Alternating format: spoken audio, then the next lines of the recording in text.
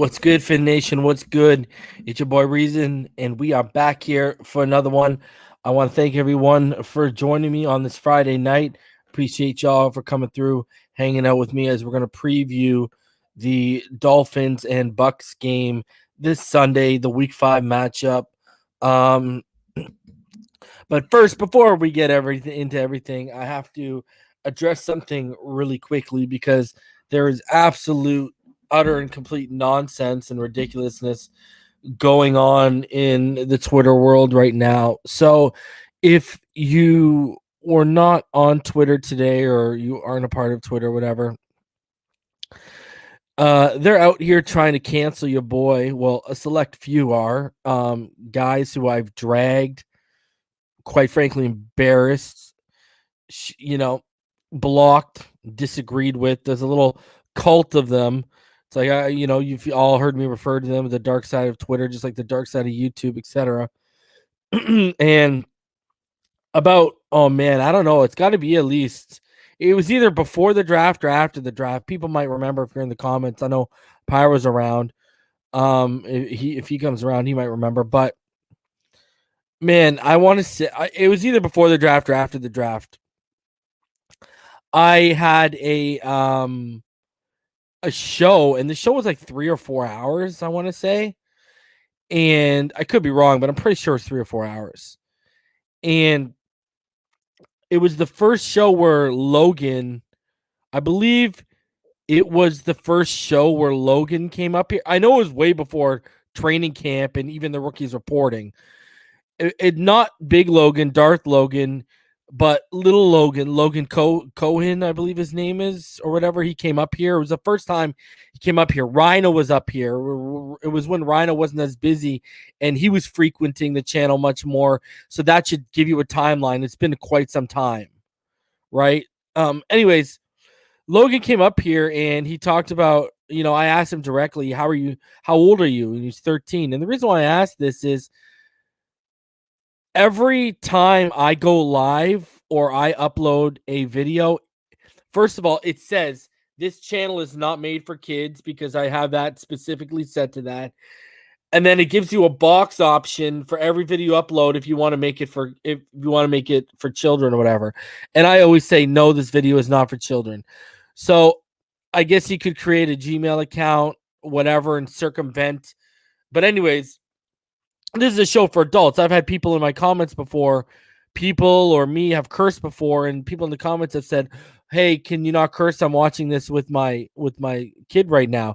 And I've told them flat out when they're in the comments, this is an adult show. This is not for children. If you remember on Sunday, I had a young kid on. He's the son of Daddy Dean, one of my Patreons, one of the YouTube channel members, and a frequenter here. Shout out to Daddy Dean. His son came on before we went live for the live reaction, right in the pregame tense of the show that I do on Sundays.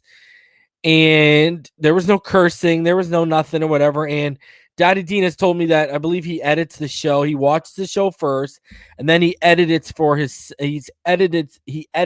for his son, so his son can watch it. Okay, good parenting, because he knows there's cursing, right? Anywho, when you go back to when little Logan first showed up, I asked him, I said, how old are you? He said 13. I said, I don't know how you got around it. You circumvented it, but I said right directly, this channel is not made for kids. And that is when we got off topic. We started laughing. Pyro was up here, everyone, and Martin got into a story about what he did when he was 13. And I said in passing, when I was 13, that was the first time I went down on a girl. And then I went off and I talked about, what did I say? I said, if I remember correctly, I said something in regards to, I said on a serious note, her parents passed away, and she was living with her grandparents, or her grandparents was upstairs, but that had nothing to do with the ordeal or whatever. And I said it in passing. I didn't even dwell into it. I didn't get graphic. I didn't go into detail. I didn't do anything of that sort. And they're out here trying to twist this and say I'm a pervert and I was swapping stories with a 13-year-old. But here's the thing: if you go back and you watch that clip, first of all, I was talking to Martin and Martin only. So you know what I mean? It's just unbelievable, utter nonsense that I'm trying to take in out of context. And I mean, the context was I was reminiscing about what I did when I was 13. I was talking to Martin. I wasn't talking directly to Logan, who I just finished saying, these aren't this channel isn't for children. I'm not here to babysit. I'm not here to do anything like that. But let's get to the point of this now that I've given everyone a summary. Oh, and I said her name. I also said her name, and I'll say her name, Carly Drake. We were friends well beyond whatever went down when we were 13. So, anyways, just stupid nonsense. So, it evolves into this. Neil Driscoll shouted me out and said, "Hey, I want everyone, because we have our podcast Fin Deep. I want everyone to go follow Reason, blah, blah, blah, blah, blah." And this individual, I don't even know how to pronounce his last name, but his name is Brennan whatever. He's a guy with like 500 followers. He's just a tool. I've gone at it with him before on Twitter, and then he started making parody tweets about me and subliminal, so I just blocked him. So I stay on his mind. I live rent free clearly in that guy's head. And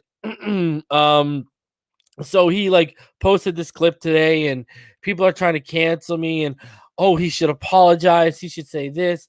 He's so wrong.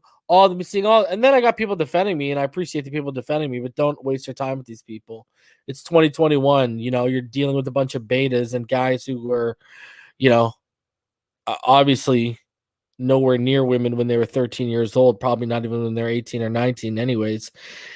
And they want an apology. Well, guess what? Here's the thing. You're not getting an apology from me.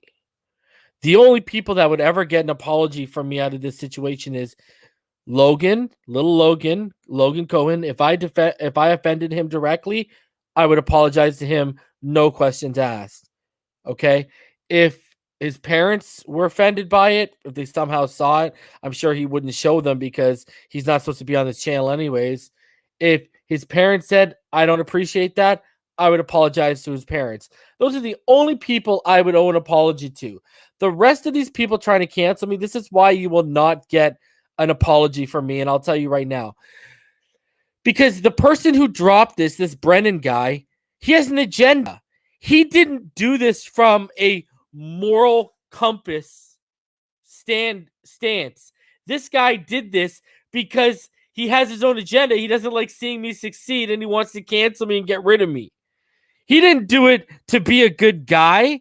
He didn't do it because if all these people cared truly about Logan that are making all these comments, with literally 95% of them I've literally either dragged, argued with, or straight out blocked, okay?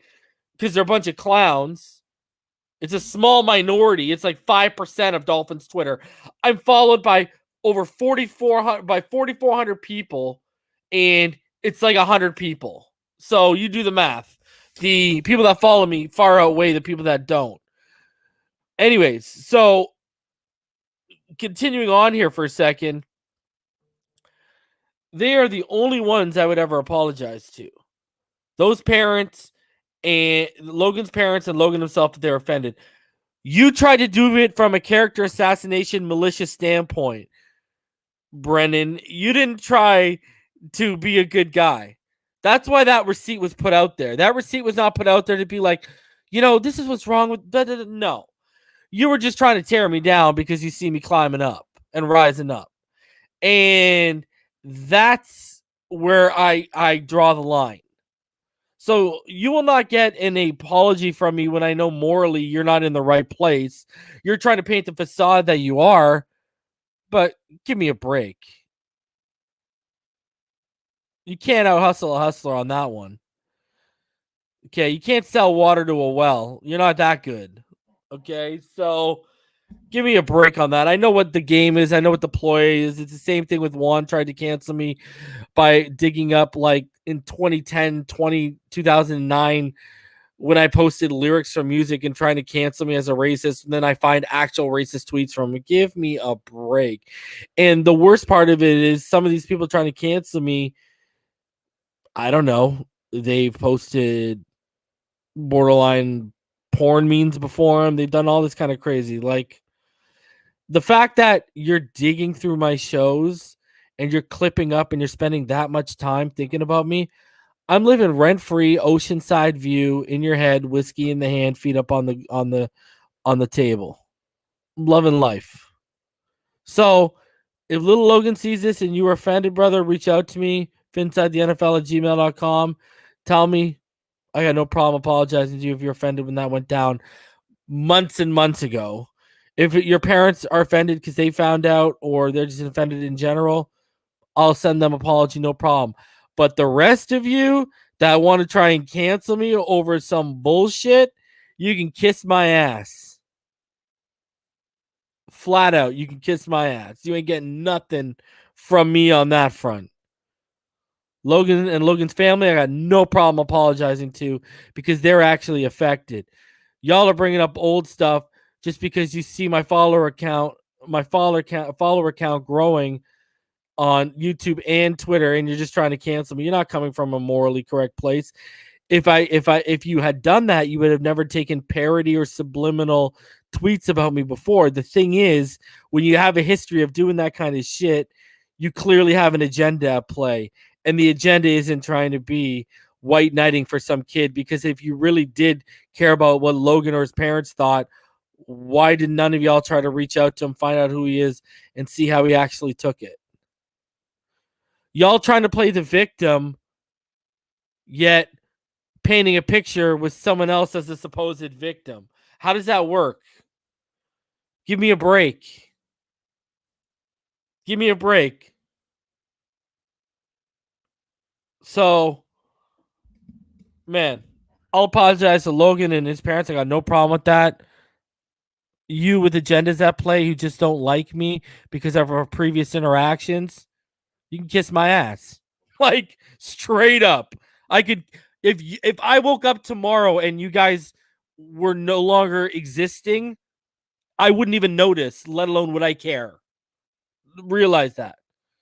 I'm talking about the people who know who they are trying to push an agenda against me. Really. Now, the rest of you who actually support me and know me, you already know what time it is. So the fact that I even had to address this is absolutely, I didn't even want to address it. That's why I've just been replying to people who were reacting civilly to it. And so you can go on my tweets and replies and you can see my further thoughts on it. They know exactly what I've said. So, my people out here who rock with me, my 5,000 plus subscribers, obviously more than 4,000 people on Twitter, they know what time it is, okay? There's people out here trying to paint me as like some pervert or some pedo or something like that. Like, get over yourselves. That's ridiculous. Give me a break. Unbelievable.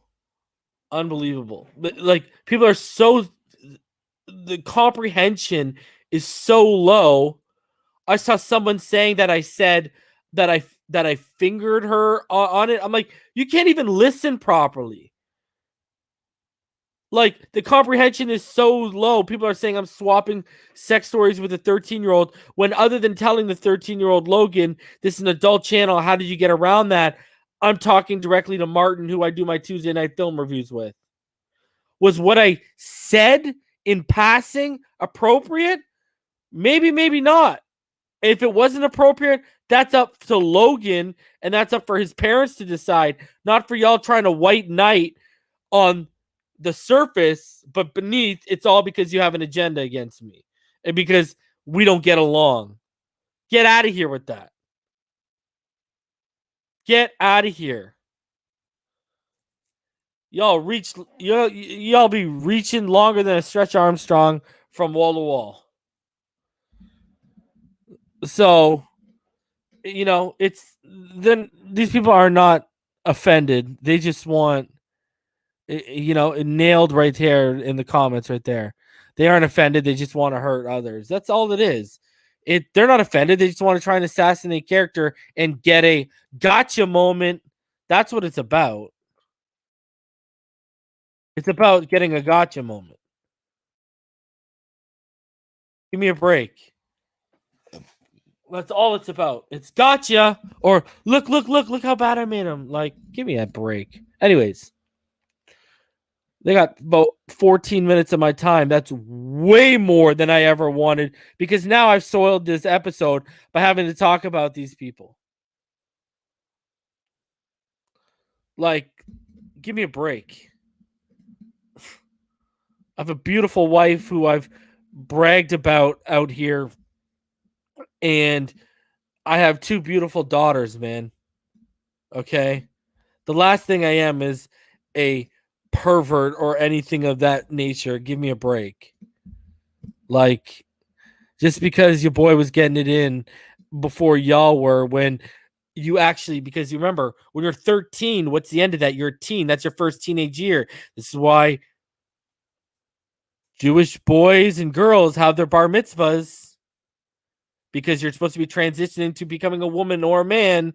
Well, clearly this kid, Logan, shout out to Logan. I got nothing but love for him. He's a channel member, so clearly he wasn't that offended. That's why he came looking for adult content. Now that's on him. That's not on me. I'm not here to babysit. I got enough on my plate. So, I mean, hey, it is what it is. Like I said, I'll apologize to Logan and his family if they're offended. But the rest of you who have ulterior motives behind trying to give off the facade that you care about Logan, yet you don't know who the kid is, let alone reached out to him, you ain't get nothing from me. You get nothing. So you're glad you got 15, 16 minutes now. I just gave you 2 extra because I felt bad for you that you spent your whole Friday thinking about me and dedicating it toward me and talking about me. I didn't know people were so obsessed with me. Like, I'm flattered. Yeah, exactly, Ennis. Same people that want Watson too. Same people that want Watson out here trying to paint a picture on me. Bro, get out of here. Give me a break. And anyone who actually knows me knows about how protective I am of my babies. And I've even actually gone up here. People that have been around for long enough have heard the story of what happened to my sister. Don't try and paint me as a perv or a pedo, because y'all don't even know who the fuck you're talking to. And best part of it, 99% of you wouldn't have the balls to say it in front of my face what you were saying today. And if you did, I'd drop you like a sack of fucking potatoes. End of rant. End of discussion. Now, let's get into, and newsflash, I will be down for the Texans game. So all y'all talking sideways, the doorstep will be at Hard Rock Stadium for y'all to step to. So, I will be going down there for the Texans game, guys. That's the game it looks like I'll be down there for. And I'm going to try and set something up to another YouTuber might be going down there for that game too from the last time we talked. So I'm going to see if we can set up a meet and greet, and pop it off. More details potentially coming. Oh, look at Robert Martin. Thank you very much, Robert Martin. I was on here that night and thought everyone on was really decent with Logan. Appreciate you, man. Like, you would think these people have never, these guys must have never played sports. Like, never played sports whatsoever. Like, they think that's bad. Go be in a baseball clubhouse. Go be in a hockey locker room. Go be in a football locker room, man. That's child's play. That's not even child's play. That is like, you didn't even scratch the iceberg. That is like, man, this kid's probably already looked up. If he's already coming and figuring out adulting on YouTube when he's only 13, what else do you think he's doing on the internet? Let's leave it at that. I'm sure he's seen and heard far much worse. Like, but let's be naive and let's be 2021 and let's be soft as the role of Ultra Charmin and, you know, unbelievable when really all you want to do is you're a snake in the grass trying to bring me down. You don't even care about the kid. It's all about trying to get one up over me. Like, get out of here, man. Get out of here. Do you think I don't know what your motives are? You're crazy. So yeah, I'll be at the Texans game, and then this weekend, I mean, is anyone like I want to ask in the question in the comments right now? Are y'all even hyped for this game? Like, is am I the only one who's like, let's just get to Jacksonville and get Tua back on this field? Like, and it's been, and I know y'all are feeling the same way because every YouTuber's number is kind of down. Like, if you look at the numbers we all did in week 1 with Tua compared to the numbers we started to do in week 2 and week 3, they're not in the same realm. So even I'm seeing the disconnect because Tua's not out there. You know, the same people that want to hate on Tua, call him a bust or whatever, he's the same reason why they have so much growth and why their income is shot up the roof as content creators, but they want to ship the kid out of town. You go figure it out. So and they hate on him, but then he lines their pocket. So you can actually like notice that there's a dip in interest right now. El Reezy says, I'm going and I'm not excited, man. Ridiculous. I want to say something about this. The thing about going to the Texans game over the Atlanta game is, you know, I don't got to worry about Matt and Ryan. I'd rather take Davis Mills. Okay, first of all. Second, because you never know with how this team's playing right now. Second, I arrive a day before the trade deadline, and it's the first game after the trade deadline. So if something's gonna happen this season, it's gonna happen before then. And I'm not even just talking about quarterbacks maybe upgrading. Attaboy Hammer, one of the guys who've been around forever. He says donates $5. Said I'm still here, guapo. I appreciate it, man. I appreciate it, man. That's the thing. I know it's a Friday night, and Friday night numbers are never the same, especially since COVID lifted, obviously. But and especially with no Tua. But man, I just appreciate y'all. Oh, hey. Logan showed up. What up, Logan?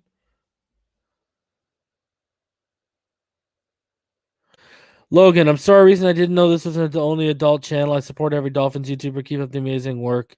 By the way, this is nothing I hear cursing and much worse. Bro, Logan, dude, I just said this was intended for adults, my guy. That's all I said. Man, you've been around. You're not going to get subjected to anything worse, so you're good, bro. You don't got to go anywhere, dude. Don't let those. You don't even have to apologize to me, my guy. If I offended you, I'm sorry, my guy. Other than that, there's no reason why you need to be apologizing to me, Logan. Appreciate you, kid. You've come up here. You've always been a good sport. You've always been supporting me. So don't worry, dude. It's just, bro. It's just it's a headache because people want to tear me down.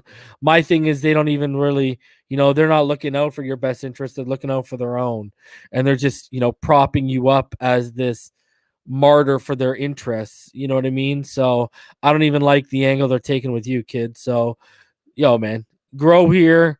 You've been around the whole time. Just keep supporting the show, my guy. And you're growing up here, right? Like we've already been through one off season together. We'll be through another off season next year. Don't worry, bro. You don't need to apologize to me ever, my guy. So it's just idiots on Twitter thinking they could pull something off. So just know you're good, bro. You don't have to apologize.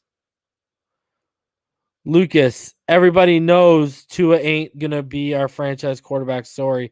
How do you know, bro? He's played 11 games. You're not a talent evaluator. I don't know who you are. I know you don't watch film or know how to evaluate film, though. I can already tell you that. If you actually were good at it, we'd be talking on your platform about that right now. So I ain't trying to hear that. It's only been 11 games. All right. So shout out to Logan. He's in the house. Appreciate you, my guy. Cap for life. Appreciate you, guy. Um. So. So CT talking about last time Logan was up, his voice deep, and that's hilarious. All right. Let's get into Z-Man Zach. You're right. They wrote him off, but that's because they listened to the wrong people.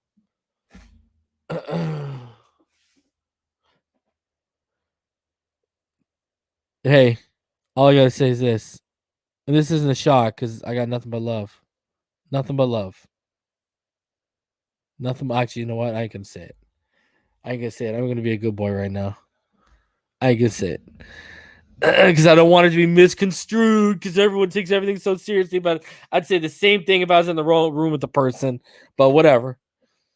Logan says a bunch of Dolphins emojis, fins up, fins up, fins up. And let's just pull up the upset off. I agree. Good luck to us. Everyone's like, do it, say it. Get out of here, say it. I ain't saying it. I ain't saying it.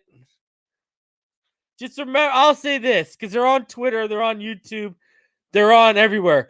Just remember, I'm the one who told you Rosen was a bust, me and EM, and he's been on more practice squads than any quarterback I can remember lately without just giving up. That doesn't go to the CFL.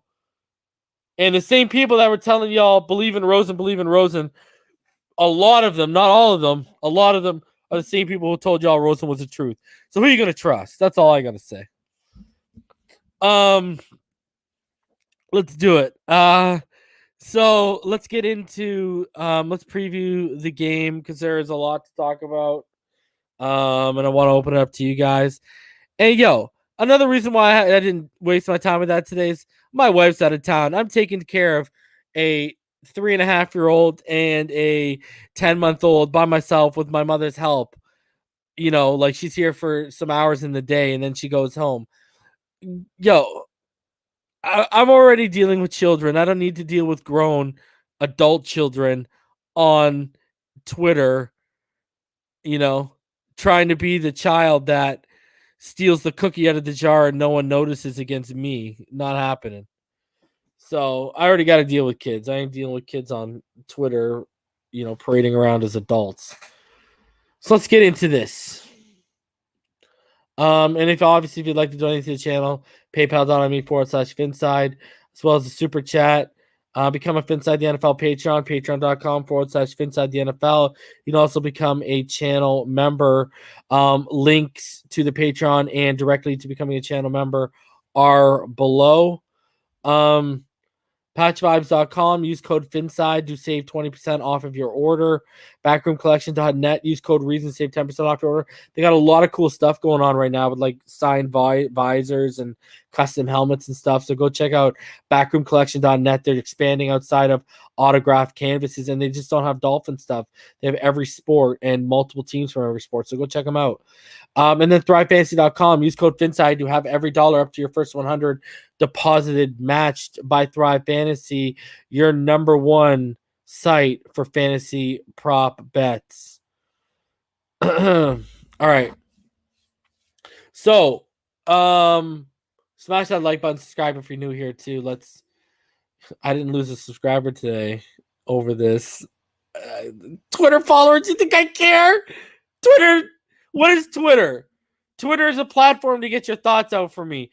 Twitter ain't paying no one ducats out here, okay? So, I'm sorry. Pardon me if I don't hold my breath that, you know, I lose some people on Twitter. Oh my God, that I know I'll eventually get back in due time. And in fact, shout out to Wayne D Music for becoming a YouTube member. So we gaining over here. Let's go. Appreciate you, Wayne D. Wayne D, you got to do some. I need some. I need some intro music, bro. I need this. Actually, you know what? I need the outro music. I want some smooth Sonic soul coming from you.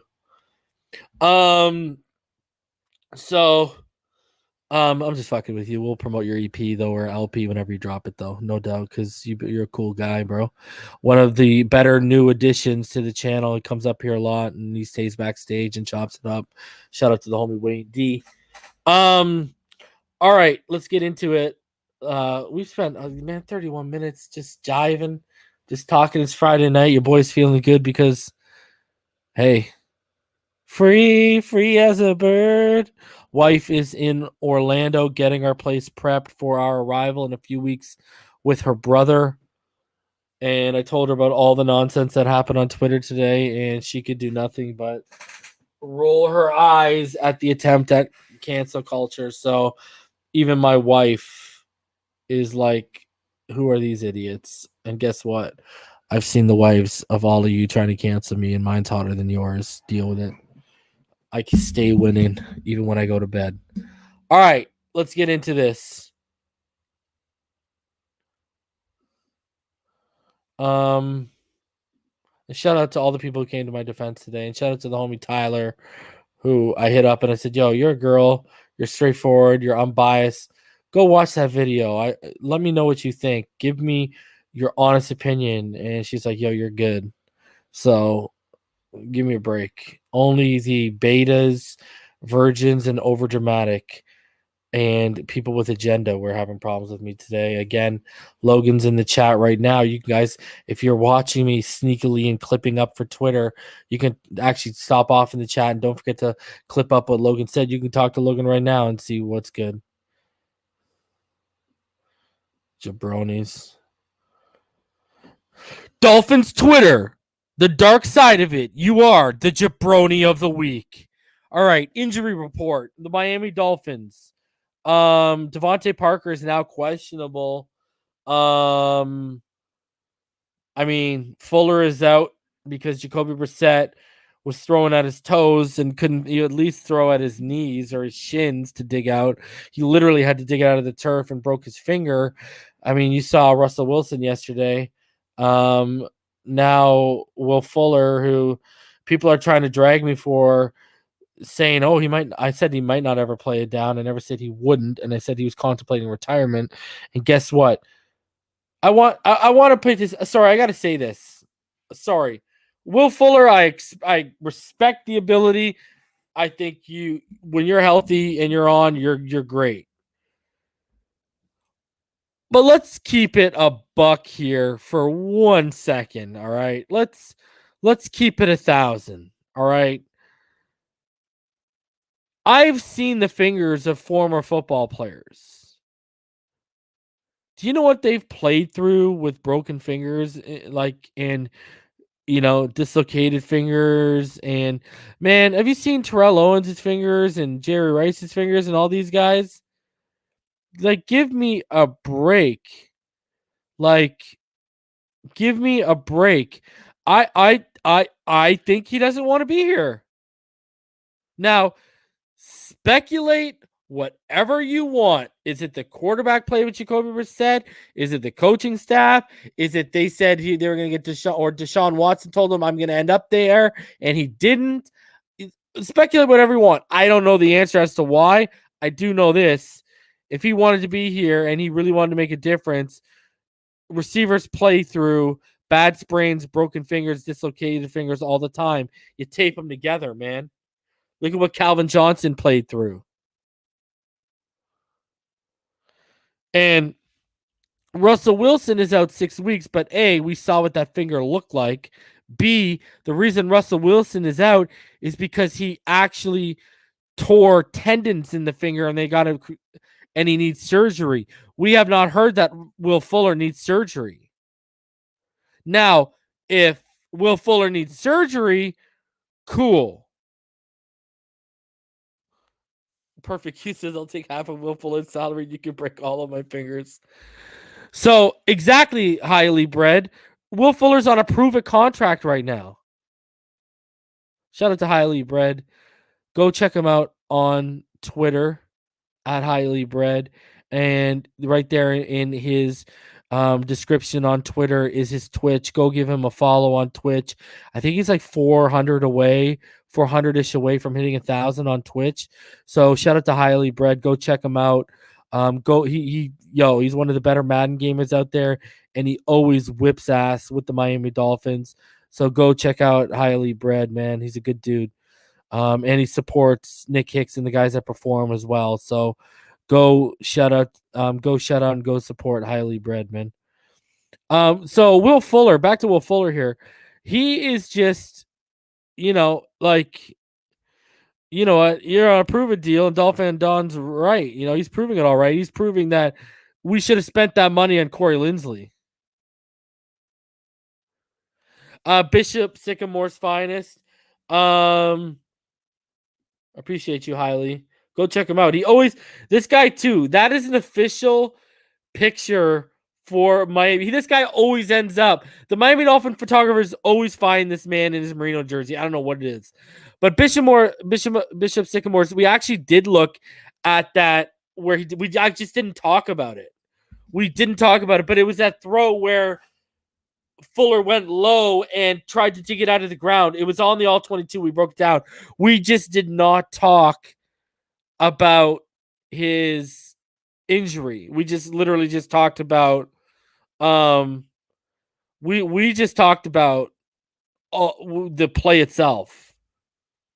So, I don't know.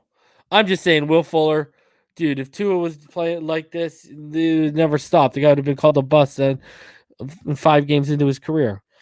Xavier Howard is a full go. Brandon Jones is a full go. Byron Jones is a full go.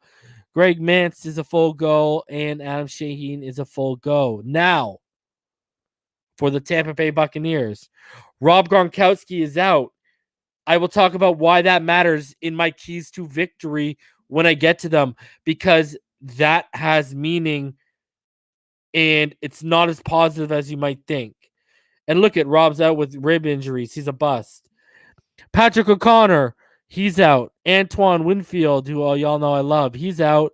Giovanni Bernard is questionable, but we'll get into why that might not even matter. Jamel Dean, Jason Pierre-Paul, all questionable. Antonio Brown, good to go.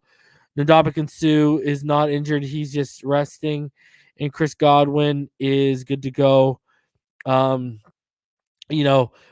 Brown did not participate, so that tells me today it was just workload management. So you look at that, there's going to be big implications into that when we get into the keys of victory. We'll get into that very soon.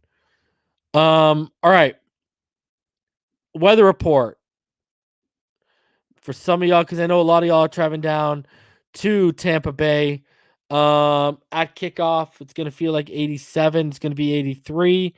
There is a 0% chance of precipitation through all 4 quarters, and it's going to be a low of 83, a high of 86, and it's going to feel like 91 by the 4th quarter, but it should be a little cloudy. But the 3rd quarter, it's going to be feeling like 90, and the sun will be beating down on you if you're out there. So it's going to be cloudy through the day. It's going to be clear for the most part, and it's not going to be, the humidity is up to like 62% when the game starts, but it gets down to 57% by the end of the game because of the clouds. So it's going to have its moments, but it's the Miami Dolphins. We're used to this heat. Man, I know people keep telling me, this is the Dolphins win the ones they shouldn't and lose the ones they should. I don't have a good feeling, ladies and gentlemen. But there is your weather report if you're heading down to the game. Be safe, drive safe, arrive safe. If you are planning to tailgate and you are too inebriated, stay the night. Don't risk it. Just chill out, stay the night, and just party hard, but party safe. All right, guys. When you look at the two teams and how they stack up across the board in team stats rankings, and no Paul Holland, there is no word on a possible signing of Mitchell Schwartz. So here we go. Right now, yards per game, Tampa Bay is averaging 411.3, tied for ninth. That's only 6 yards more than what the Dolphins are currently allowing as a defense, which is 405.3. The Dolphins as an offense are only averaging 277.8 per game, and that is with that's 30th best in the NFL. Passing yards, Tampa Bay is currently first, averaging 327.5 per game. The Dolphins are 30th with Dink and Dunk Brissett not show up till the late in the third quarter. Brissett at the helm. They're 30th right now, 173.8. Rushing yards, they are only averaging 72.3 yards a game. So this is where we might be able to actually have a good showing. Hopefully the run defense can show up. The Dolphins right now are only averaging a little bit better, only 6 yards better at 78.3. So they're 28th best. Points per game, Tampa Bay is scoring 30.5 points compared to the Dolphins, who are scoring 15.5 right now. Tampa is 5th in the league. The Dolphins are 31st. Third down percentage, Tampa Bay is 43.6%, which is 8th best. And Miami is 24th offensively with 36.2% of the third downs being converted. But here's what's worrisome about the 43.6% by Tampa Bay. Right now, the Dolphins are 31st in the NFL, allowing a third down percentage of 54.2%. And if you remember last year, they were the number one third down defense in the NFL. And that has totally flipped right now. When you look at the rest of the defense, Tampa, their defense allows about 389 yards per game, which is 20th. The Dolphins allow 405.3, which is 24th. Passing yards, they allow 327.5 per game, which is 32nd. The Dolphins are allowing 251.5, which is 17th. And remember, their secondary is banged up right now. Rushing yards, this is what's scary. We already don't commit to the run enough, and they are the best team against the run. Defensively, they're first in the NFL at 47.5 yards allowed per game. The Dolphins are 27th, allowing 136.8. Is this going to be another case of like Buffalo, like Peyton Barber and the Raiders, like the Colts with Jonathan Taylor in his first 100-yard game, that an opposing team gets their running game back on course at the cost of our defense? Got to ask yourself that question. Points per game defensively, they're allowing 26.3, which is 23rd. We're 25th, allowing 27.3. And like I said, with third down percentage, they're 28th. They're allowing 48.2. We are 31st, allowing 54.2. So when you break down offensively and defensively, aside from passing yards allowed because of what they've been going through with their secondary, they are a beast defensively right now, and we'll get into why. When you look at this defense right now, you got Shaquille Barrett is in the top 10. He's created 17 pressures. Vita Vea and Devin White have created 10 pressures each. Devin White is the type that can go stride for stride, mirror Gesicki in and out of routes, in and out of his breaks.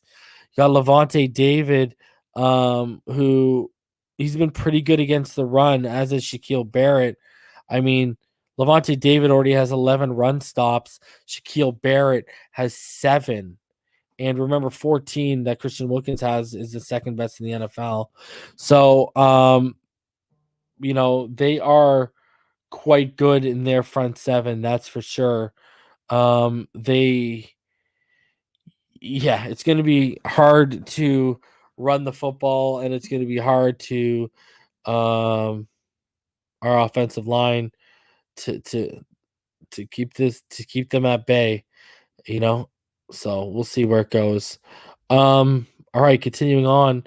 My offensive keys to victory for the Miami Dolphins as we head into week 5 are pretty simple here. Don't let the front seven feast. I mean, I just talked about how, Levante David and Devin White, both between them have 19 run stops. You look at the pressures they're getting right now between Shaq Barrett, Vita Vea, and Devin White. this is a game where our offensive line, and they've been getting better. I mean, last week you see we kind of got rid of that RPO stuff, and we went to more of a progression-based offense, and our blocks and our line held a lot better than normal. So hopefully they continue to build off that and improve. But the thing is, the Colts defensive line and front seven compared to the Bucks defensive line and front seven, they're not even in the same realm. So let alone stratosphere. So you gotta hold them at bay as much as you can. Expose their banged up secondary right now. When you look at it, obviously Antoine Winfield is he's out. But you know, when you look at this team defensively right now, where they're at, um, you know, Ross Cockrell and Carlton Davis are the best performing corners they have right now.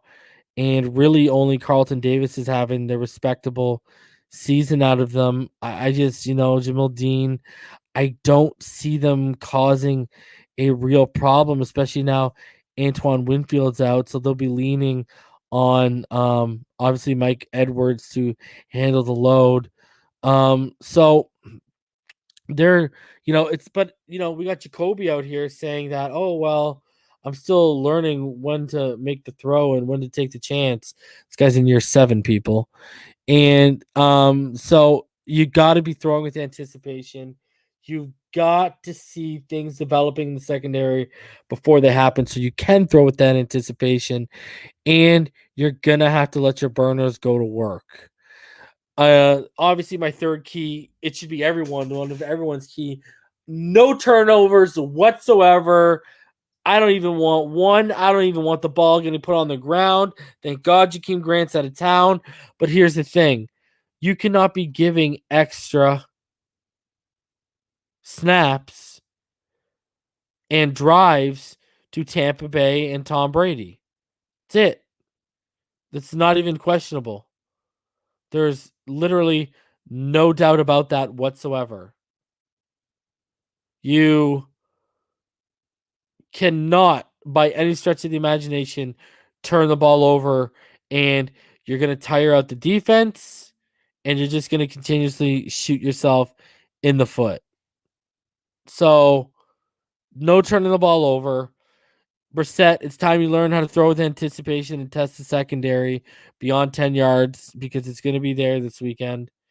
And even if Parker's out, and please don't let the first and the second level of the Buccaneers just make our life a living hell. Offensive line, we need y'all to show up. Now, my defensive keys to victory for the Miami Dolphins: stop the run. They're not very good running the ball as it is. We just went over what they're averaging. They're one of the worst rushing teams in the NFL. Do not let them get on track. Do not let Fournette or Ronald Jones to run up and down on you and make your life a living hell. Stop. You need to stop the run. I will be absolutely disgusted if I sit back and watch Ronald Jones or Leonard Fournette get either multiple touchdowns or one of them breaks 100 yards or they go for like 150 between the two of them. Stop the run. Build off of week 4 success of turning pressures to sacks. Listen, pressures to sack with Tom Brady can do multiple things. Fumbles, which will lead to turnovers. Pressuring him to throw quickly, which makes bad reads, turnovers, interceptions. Or it could leave him uncomfortable and antsy in the pocket for the whole game. We've seen what pressures to sacks can do to Tom Brady as Dolphin fans throughout the years. Jalen Phillips, must continue to build off of what he's been doing this season and what he displayed last weekend when he led this team in pressures with 6. Okay. A lot of things will come from getting pressure. Bad decisions that lead to interceptions, sacks that can lead to fumbles, hits that can lead to fumbles while throwing. So this can lead, and overall, you want to make him uncomfortable for the full game. So, because that's their only way of beating their offense. So, build off of week 4 success of turning pressures to sacks. Let's get some more. Charles Davis has 3 sacks right now in the season. We have no Dolphin who has that.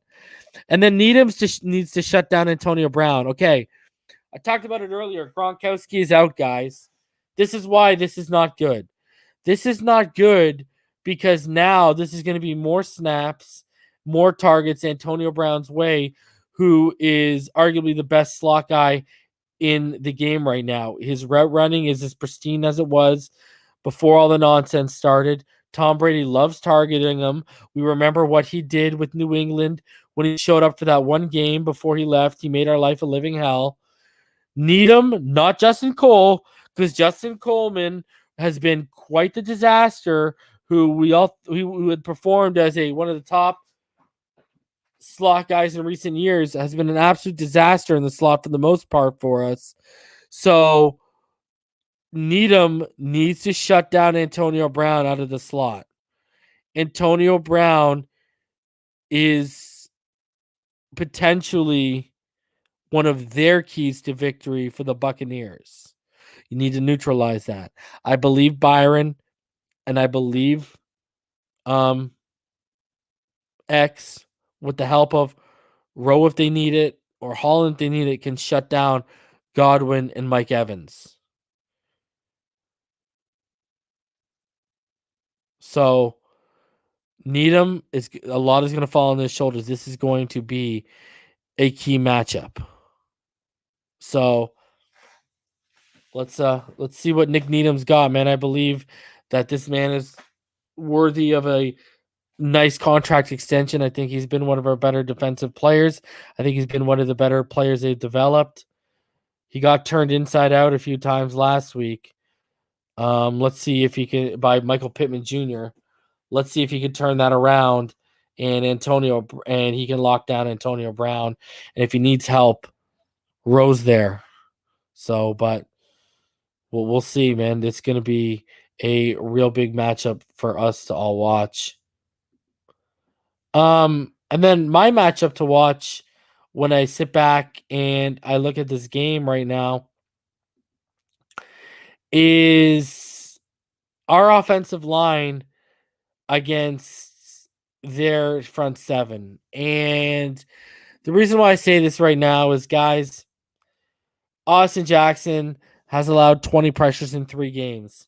Jesse Davis has allowed 13 pressures in 4 games minus some injury time.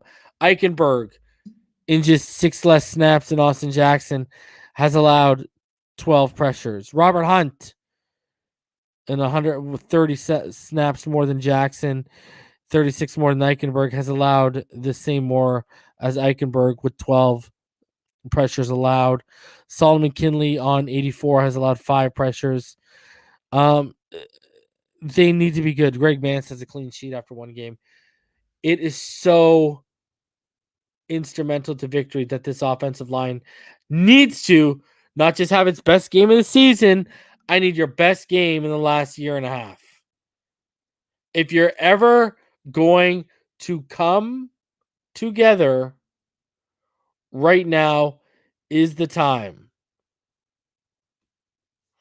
Because they'll send safeties like Jordan Whitehead, or they'll penetrate right up the middle with a guy like Vita Vea. It's going to be and they got Shaq Barrett off the edge. I mean, Devin White. It is going to be instrumental if this team has any chance to gain a victory in Tampa Bay, that the offensive line has its best showing in the last year and a half. Now, can they? You know more than I do on that. or just as much as I do on that. It's up to be seen. It remains to be seen. And another matchup I would have here is Brian Flores' staff versus Bruce Arians' staff. We've been outcoached multiple games this year. Okay, we need to turn that around. All right, we need our coaching staff to also be winning their matchup against the other team's coaching staff. We need a lot to go right this weekend for us to win. That's just the fact of the matter right now, ladies and gentlemen. I don't know what else to say. Now my prediction. I don't know why Dolphins Talk has not. They might have by now. Why they haven't posted my prediction yet? I'm sorry, my show. With Richmond Webb and Mr. Ballgame, finish line on every major PH finish line, not FIN, PHIN. It's on every major streaming outlet, and then also if you've listened to Fin Too Deep with me and Neil that went live today, my prediction is as follows, and it is the Dolphins losing 17-34. I get what everyone's saying, that we win the games we're not supposed to win and we lose the games we're not supposed to lose. I get all that. It's just, guys, they're passing the football at a ridiculous rate. I know we can hold it up, but then I look at our run defense and how they're struggling, and it's like, wow, are they really going to break out against us like everyone else? And I got a bad feeling about that. Their defense is, you got a sense that after a slow performance against New England last week, they're going to want to make an example out of us. Shout out to 4P equals playoffs. He says, I've never been more confident that a loss is coming ever. Never, sorry. So, I know it's tough. This would take us to 1-4. Tua Tagovailoa would have to come back with 12 games remaining on the schedule. Tua Tagovailoa would have to win at least 9 of the 12 games to even have a shot at the playoffs, and that's only 10-7. Realistically, he would need to win 10 of the remaining 12 for us to get in the playoffs or to have a really good chance. So, the crazy thing is, if they lose this game, Tua in the final 12 games can go 8-4, and that still won't be good enough. And we'll be looking for moral victories like Tua winning in those 8 games, in that 8-4 span, showing he's our franchise guy. Zach Zeman says 10 is light work.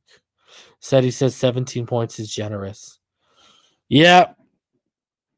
So when you actually step back and look at the reality of the situation, Tua Tagovailoa is being put into a further situation, once again in a situation that you're damned if you do, you're damned if you don't. Because I think a lot of us, if you said he would have went 8-4 over his final 12 games of the season, if you would have given Dolphin fans that, they would have said yes. So I'm gonna go ahead and drop the link for you guys to come up here for a little bit, and we could chat, discuss. I want to hear you guys' prediction, your guys' thoughts on this shellacking that awaits us on a Sunday. Man, I'm so excited for us just to get to the Jacksonville, to the London game. But then on the flip side, it's like, man, you got to be so early for that. Man, I'm going to be going live at like 8:30, and that game starts at 9:30. It's ridiculous. It's ridiculous right now. So, but at least Tua is back. Let's see. Only saving grace, because I do believe Tua is going to beat Trevor Lawrence. I just got a feeling that this defense is going to be forcing turnovers against that Jacksonville offense. I mean, they have to, right? Right? Nah, they will.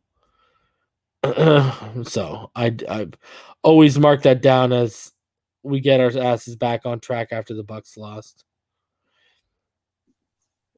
Florida born with the Terry Funk. What's good, bro? What's up, brother? How you doing, dude? Great. Just ready to see this hopeful victory. I must stay optimistic and hope that our defense, our secondary, shuts Brady down. You must be optimistic. I got to be. I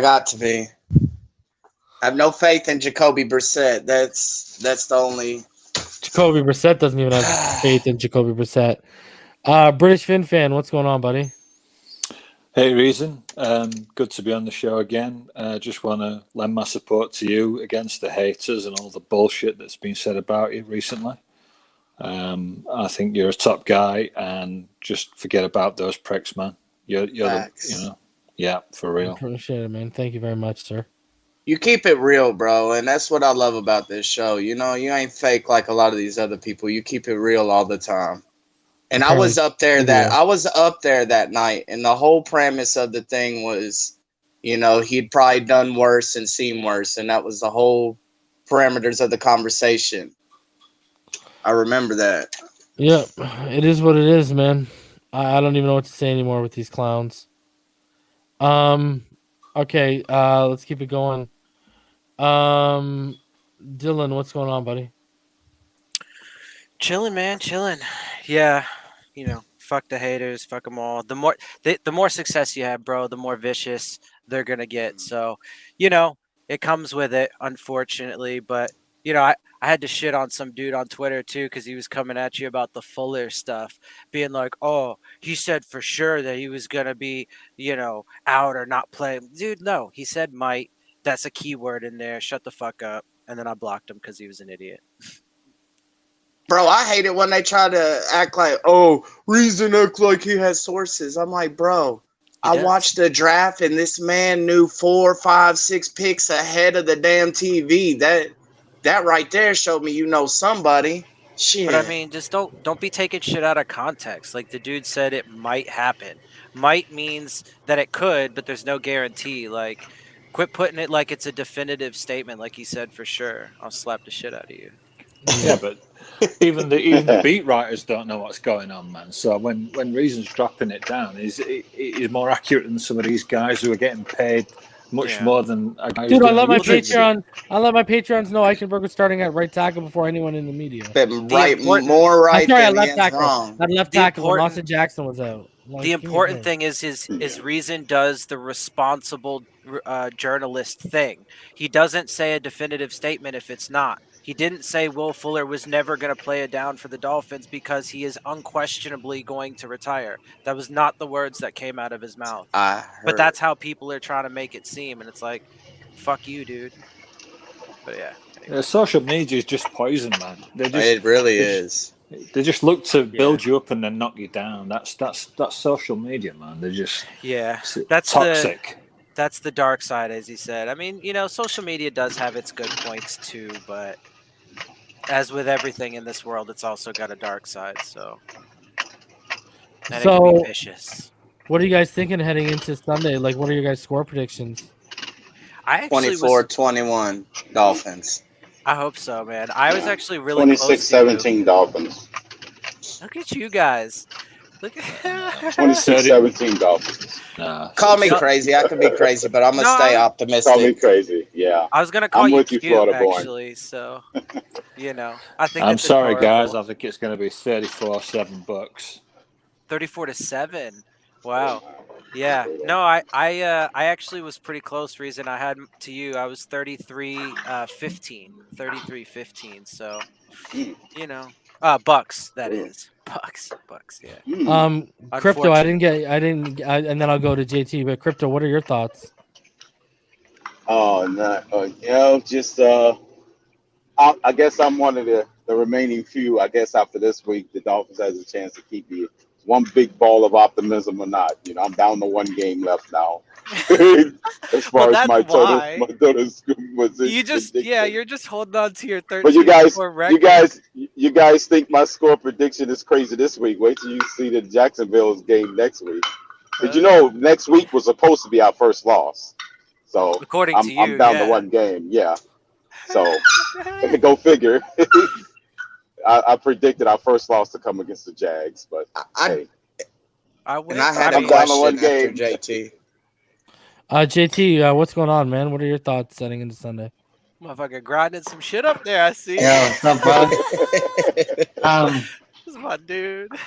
I reckon we're gonna get smashed, but we'll beat the Jags when King Tua gets back. See, he knows what's up. It's all about Tua. It's gonna be ugly this week, man. I think, honestly, bro. But I did have a revelation on us being mad about the Dolphins keeping the Niners pick instead of ours. I actually think that was a smart move because look at the Niners division, man. They got tough competition over there. They got to beat the Rams twice and the Cardinals twice. Yep, that's true. That is They'll true. be in the 20s. Those definitely could be in the teens and 20s. That's but here's the thing though. Here's the thing though about that. The NFC is not as competitive as the AFC, right? So when it comes to the Dolphins, we're hoping that Tua is going to come back, string enough wins together that can squeak us in with maybe 10 or 11 wins, right? The NFC, you might not have to win that many to get a playoff, a wild card berth. So, they could still make the playoffs even with, a slightly lesser record and having that competition within the division if the rest of the NFC doesn't, perform and whatever. So, we'll have to wait and see how it plays out. I mean, we're hoping for a lot to change around for that pick swap to be like worth it. Because ideally we want their pick to be in the top half of the league and ours to be in the bottom half. But it was a bad choice. It was a bad choice. That San Francisco trade was a bad trade. Yeah. I mean, they didn't expect Tua to go down week 2. I mean, but nah, neither. But they knew what kind of offensive line they were putting in front of a dude that's had some injuries. Like, turn your video off if you're gonna roll up on the. They could have took Sewell and still traded back up and got Waddle or tobacco. Devonta Smith. It's a cigarette. It's a ciggy. I can't have. What's it called? Okay, there you go. Sure. I watch you all the time. It's all good. I was wondering why no one smokes weed on these. So does Myles Gaskin get a chance this weekend? Do you think? That's the most infuriating thing, man. That they're not giving that man touches, man. I mean, look, the thing is if they're gonna run against the Bucs defense, you're not doing it up the middle. Right. No. So ideally, you're probably going to want to hit the edges. And this might be an opportunity for Gaskin if they're going to get, I mean, they're probably going to still play the same game of, we need Brown to be in there to pass protect. But that's why I said he isn't even doing that. So then they should be going to more. It's not matter at all, though. They should be going into more 20, 21 man personnel, split backs, have Gaskin and Brown on the field at the same time, and so you're not tipping your hand as to what you're doing. Yeah, I could fuck with that. I mean, this week they were running it a bit on last week, so yeah, this week in particular, I don't think Brown makes that much of a difference because the front seven they have to go up against is just nasty all around. So, 47.5 yards allowed per game running, and those big bodies in the middle, bro, like Vita Vea and Ndamukong Suh are two big motherfuckers, bro. Like straight up. Tanks. Yeah, but people really just been abandoning their run because they know how weak the secondary is. People just all together just said, screw the run, and we're going to throw it on these guys. So Dallas didn't waste no time. New England didn't even do it. They used Raekwon Davis isn't going to be in this game. Really? Raekwon Davis isn't back? No, they said that he's probably going to be back this weekend. Okay, probably. The only thing is they haven't. I haven't seen. Correct me if I'm wrong, but I haven't seen them actually officially activate him yet. But the word is that he should be. Yeah, Brian Flores sounded like he was going this weekend. That's been the one thing to get me hyped. Attaboy, Josh. Yeah. Can I smoke it? Can I smoke it on the screen? No, you got to turn your camera off. Just turn your camera off. There's a button right there where it says stop cam next to mute. Just hit stop Wait, cam. look how nice it is here. I'll show it to the viewer. Eh? Yeah, look at that. There you we go. go. New Zealand, baby. I was gonna say, where are you? I know. I was wondering. I want to. Yeah, New New Zealand. New Zealand is on like a top 5 bucket list for me. I've been to What's the Norway. Tasmanian, Norway was man? beautiful. New Zealand, I need to go there though. Come through, bro. Oh, it's gonna happen one day. Come kick it, son. That's why I'm a Yeah. tour fan, because he's Polynesian, you know? Yeah, I'm molding yeah. myself. New Zealand, Italy, Spain. Italy and Spain I've been to already.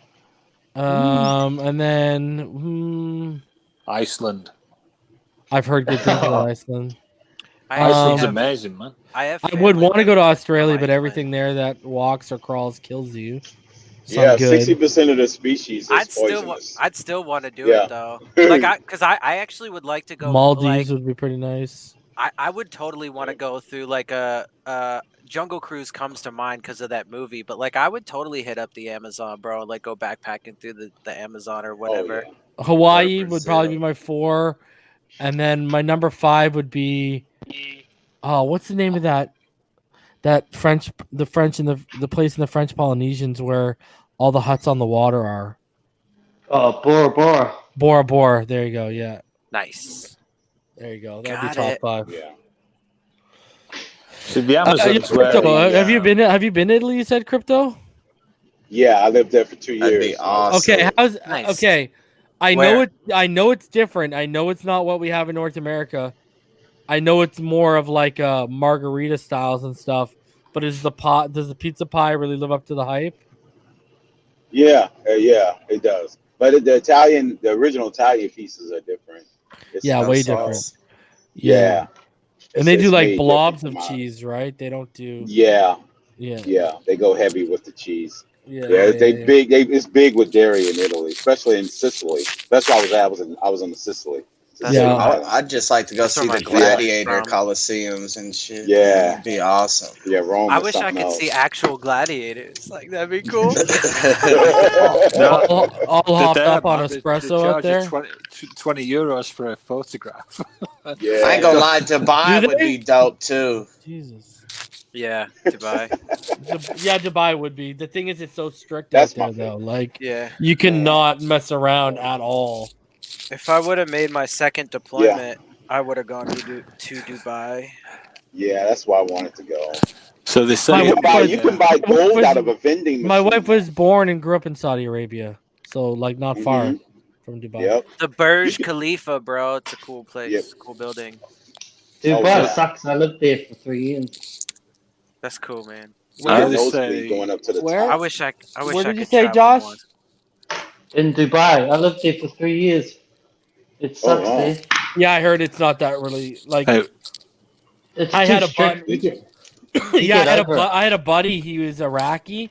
Unless you're rich. I as used to go to college with him, and his dad had worked in Dubai for like 25 years, and because he wasn't bloodline, they wouldn't give him permanent residency.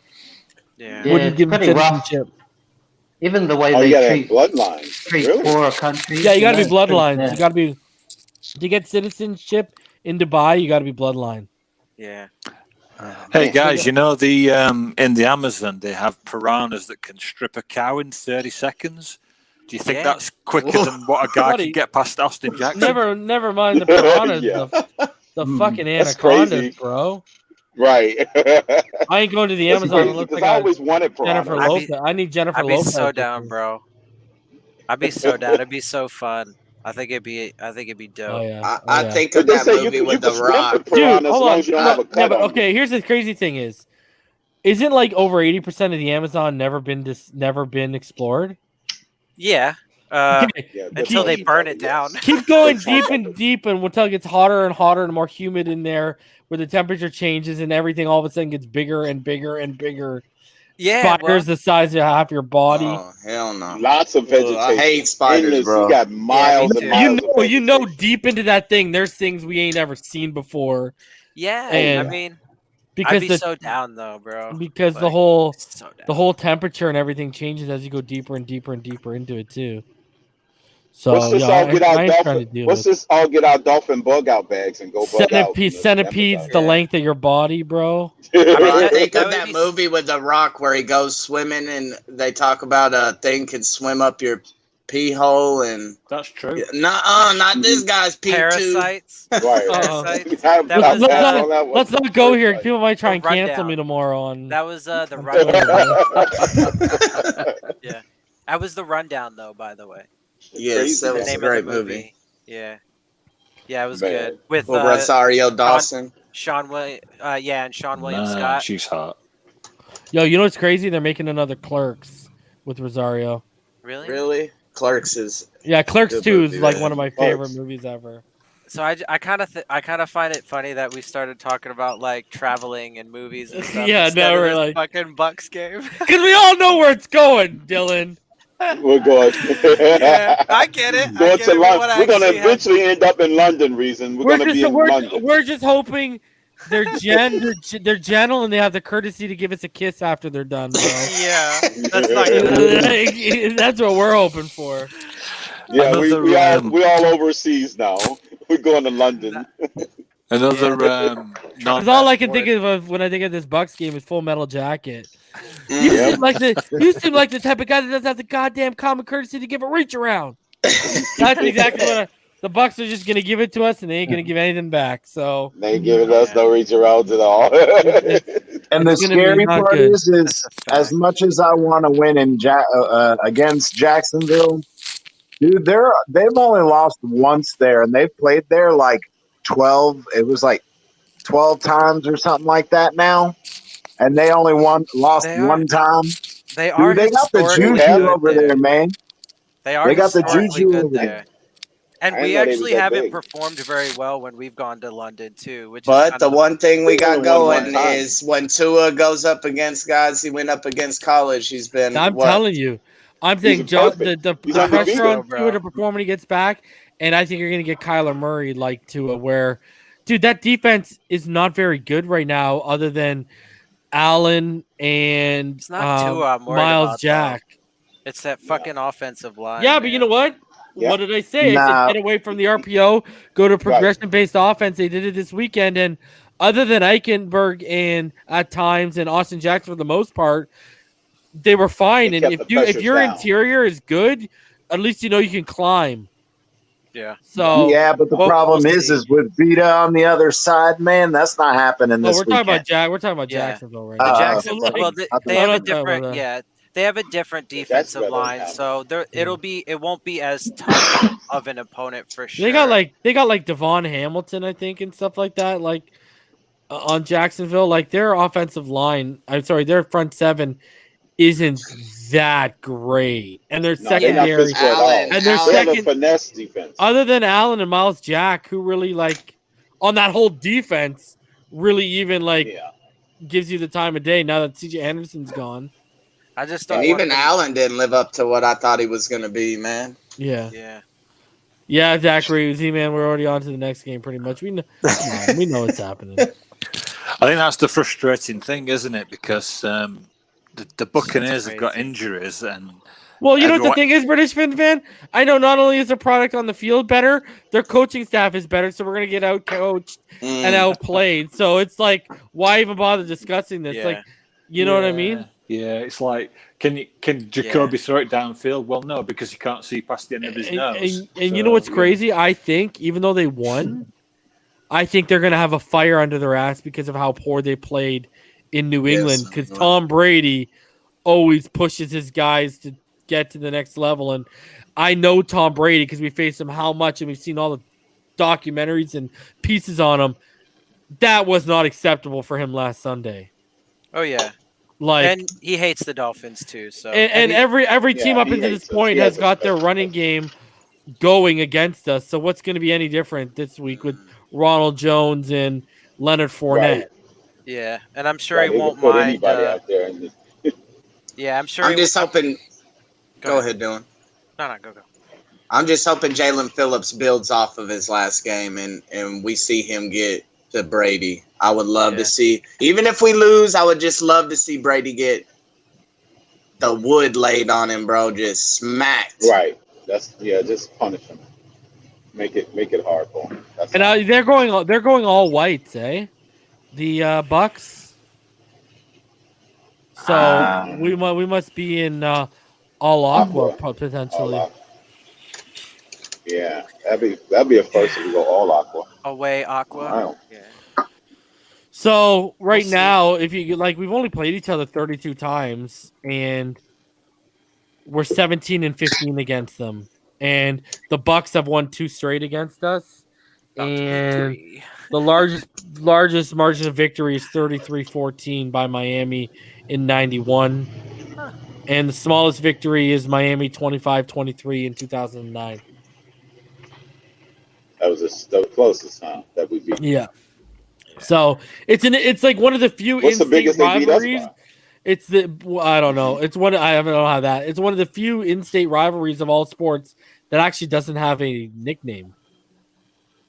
Usually, in-state rivalries have nicknames, right?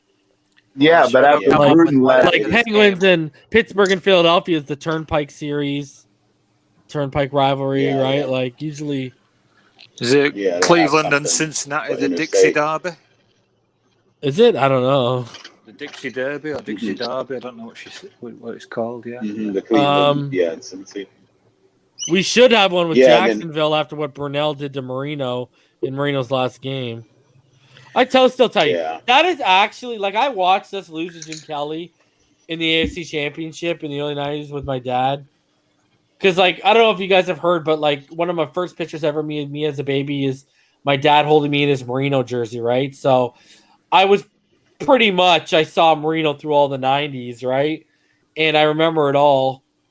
The good old days. Dude, I remember that game against Jacksonville was the first, my now stepdad, who actually has developed Alzheimer's over the last year, and it's getting bad. It was the first ever football game he watched with me. And my mom was always like I'm a Pittsburgh Penguins fan because I loved Mario Lemieux. She loved Jaromir Jagr.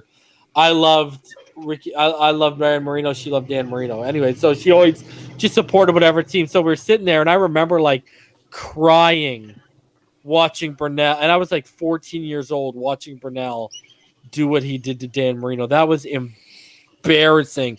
That's probably the lowest point ever as a Dolphins fan for me, and we've never recovered.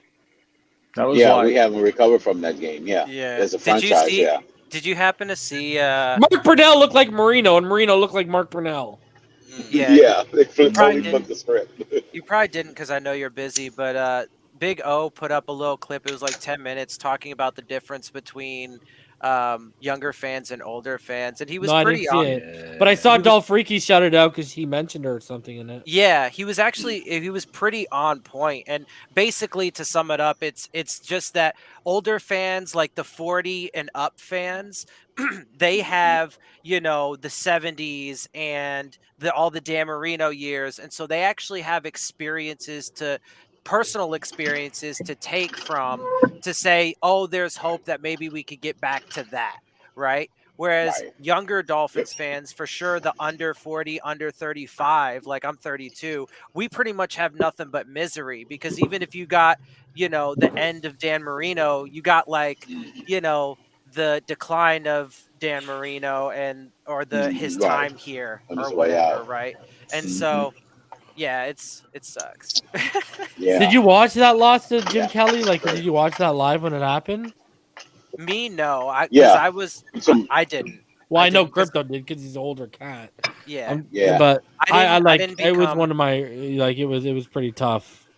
Yeah, I didn't become a Dolphins fan until I was like 10, 12-ish. Because I didn't grow up a Dolphins fan. Just one of my best friends was when I was growing up. So I watched a lot of Dolphins football with him. And then ever since, so.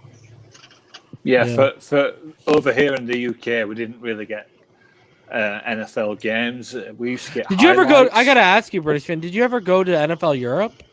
Yeah, I went to the London game when Joe Philbin was coach, and we No, I'm talking about the league. I'm sorry for you. I'm talking about the football league. I'm talking about the football league. Do you remember NFL Europe? You remember NFL Europe? Yeah, with the Scottish Claymores and Frank. And he had the British. Frankfurt Galaxy. Yeah. No, I didn't go to a game. I remember watching it on TV. Yeah, you don't remember that?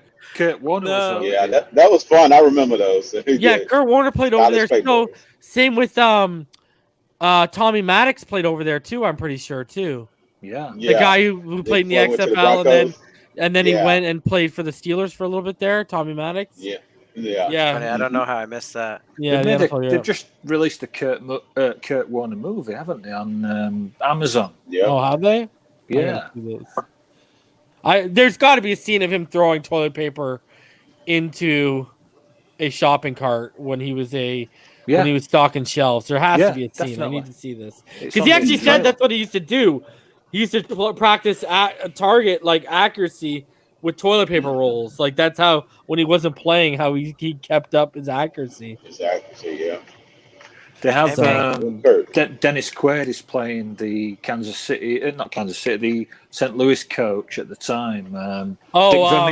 Dick Vermeil. Yeah. And there's some guy playing Mike Martz. I can't remember who it is. It might. I gotta see this. But the guy who plays Kurt Warner doesn't look anything like Kurt Warner. Right. Yeah. It's a movie based on Kurt Warner's life story. Yeah. I saw the previews. It's crazy. Okay, so go back to this for a sec, Dylan.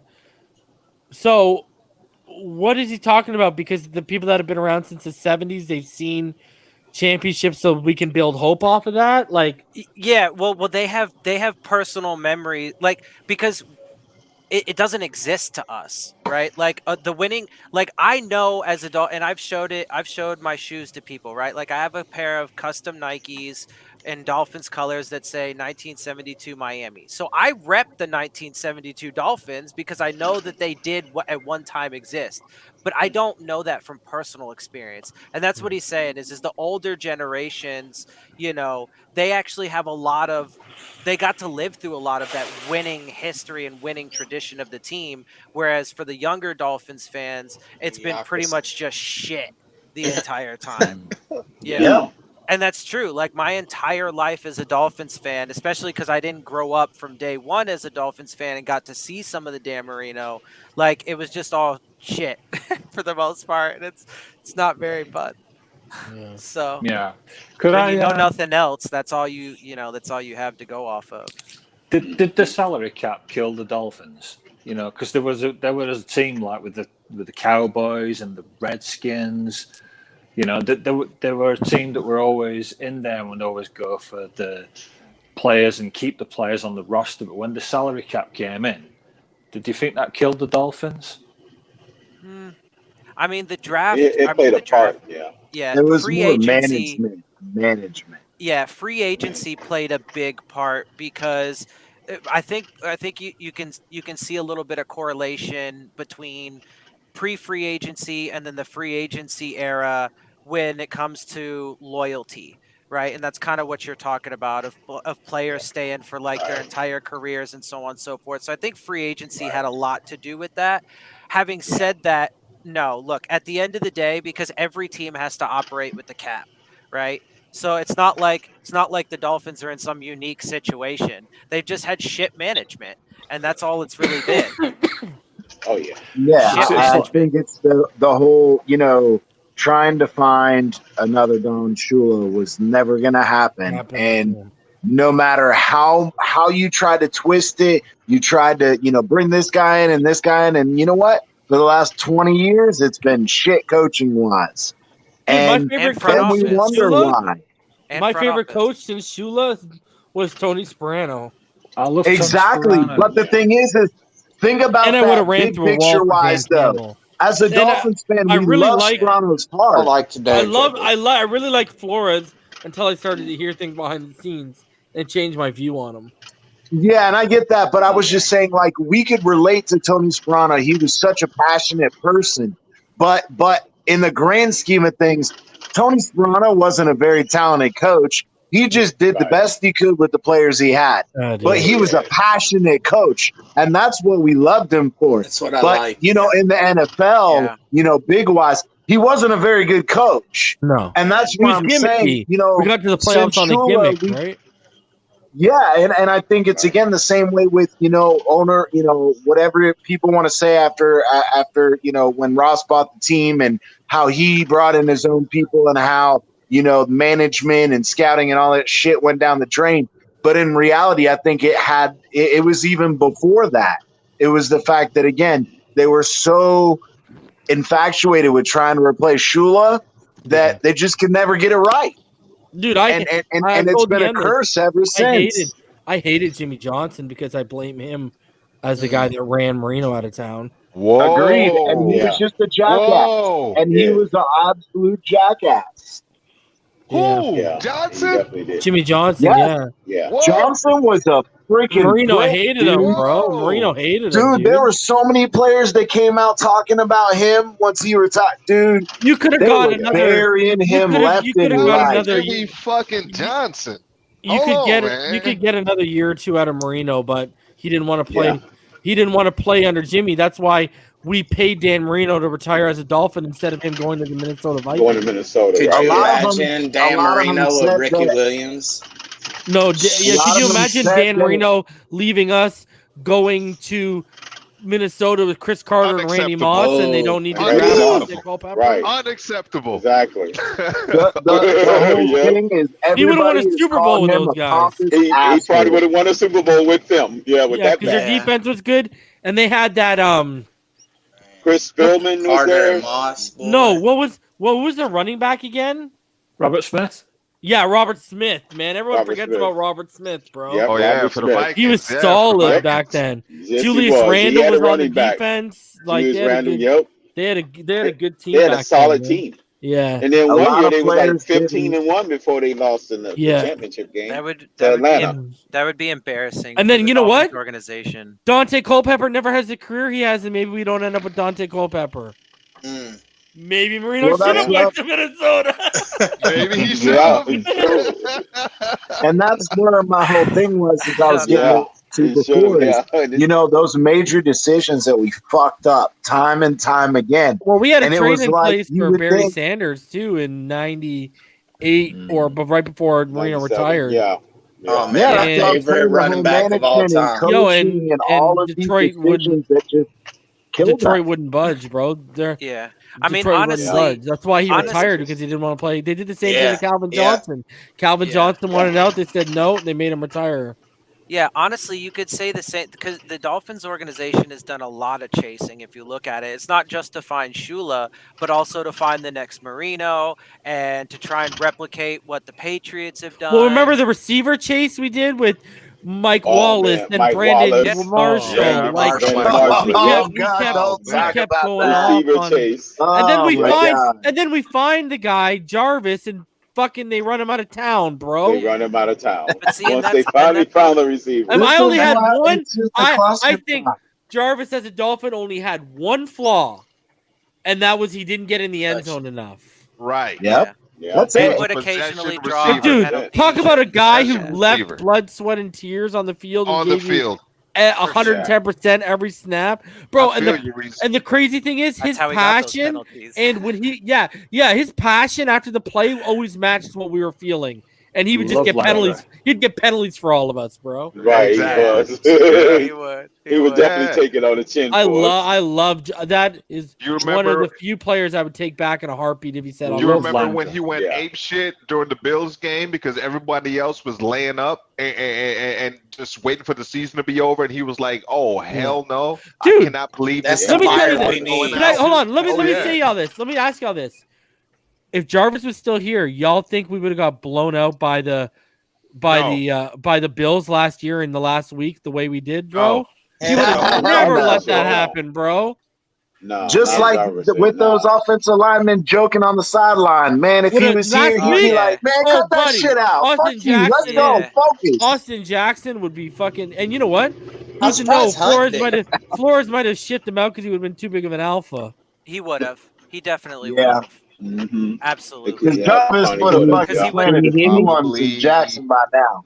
He That's wouldn't be probably able to, half of the he wouldn't reason be why able to- he ain't here. He wouldn't be able to handle that. Because I agree, though, man. Having somebody, because like, smack the motherfuckers on the sideline, be like, "Yo, what you joking about? This shit ain't funny." Like, I don't Jesse I'm Davis. surprised Mike Dylan, didn't, man. Jesse Davis is not only the captain of the offensive line, he's the captain on the team. What the fuck's this guy doing, bro? How you let that happen, Yeah, bro? exactly. He's over there with them laughing. Right. bro. He's probably the one that fucking told the damn joke. No discipline, man. No discipline. I Look, don't know if you guys thought if we had better linemen, Davis would never be a captain. Would never even be a consideration. Ain't that the truth? He wouldn't even be on the line. Exactly. If we had better linemen, the only one vying for a starting job right now would be Robert Hunt. Would be on. Yeah. And he's the only one that has showed fire, man. That interview, I forget what game it was, man. He was pissed, bro. And I loved seeing that. That's why I'm surprised he didn't get off in their ass, bro. But they're laughing. I want to know what's going to happen if they kick Austin Jackson in the guard and it doesn't work. Now what? Oh, my God. What's your big idea? Yeah. He's out You of better it. keep that same energy. Try and make tight end. Because let me ask you this. Best I want to ask you all this because I don't think I've asked this. I've asked it on the audio podcast, but I don't think I've asked on this platform yet. Maybe I'm wrong. You guys might know. But how would y'all feel if you were Solomon Kindley right now? And the fact that I've allowed 5 pressures on 84 snaps on 151 snaps, so less than double, right? Because double would be 168. On 151 snaps, this guy's allowed 20 pressures. Embarrassed. Yeah. So they scapegoated Solomon Kindley because of his weight. Bro, and I get he's a 4th round pick, but then don't miss me with that because you fired Patrick Flaherty for saying a 3rd round pick wasn't ready in 2019 in Dieter, and guess what? His issue is weight. Yeah. Jackson is like footwork, hand fire. placement, anchor isn't where it needs to be right now. Like it's a multitude of things and effort on plays. Like it's all of that stuff. And why is he saying? And you know what? Even though Kindley was a 4th round pick, guess what? We traded up for him. Yeah. We traded up for him because we wanted him because we saw him slipping. So where's the same energy? Because, last I checked, hasn't Flores' whole theme since he's been questioned by Omar Kelly and them all offseason been, we're going to play the best 5 guys? Yeah. Well, why is obviously lying? You can't tell me, Austin, Greg Little, and y'all know I was not a proponent of the Greg Little trade. You cannot tell me he is a massive drop off from what we're getting right now. No way. Bro, no way. Let's keep it real, though. That, and then you compound the situation with losses, bad losses, right? Like where you're getting spanked and shit. That's what ends up losing a locker room for a coach. Stuff like that. And then especially then because a lot of his recent comments were, it's not I think on the he already game lost plan. it. Flores is right. But he said it's not on the game plan. It's execution. Exactly. That's saying the players. That's saying it's on the players. And that's why. Dylan.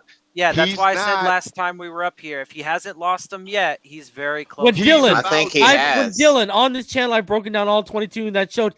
Yes, it's part of the game plan. That's the problem right now. Like, look at this. I've been saying since last year. Guys who've been around. I know Florida Born's been around. Crypto's been around. CT's been around since last year, and in this whole offseason, I've been saying, up tempo, up tempo, up tempo. We go to up tempo. Yes, they played off coverage because it was in the 4th quarter, but to go up tempo with Jacoby Brissett and smack my ass and call me Charlie. What a coinky dink that Brissett starts scoring points with this offense when we go up tempo. That's why after week 1, what was my whole thing? I said I would have gone up tempo for a quarter and a half, get the defense of 14-0, 17-0, 21-0 lead, and then let the defense go to work and play the game they want to play. Well, Reason. Run the football.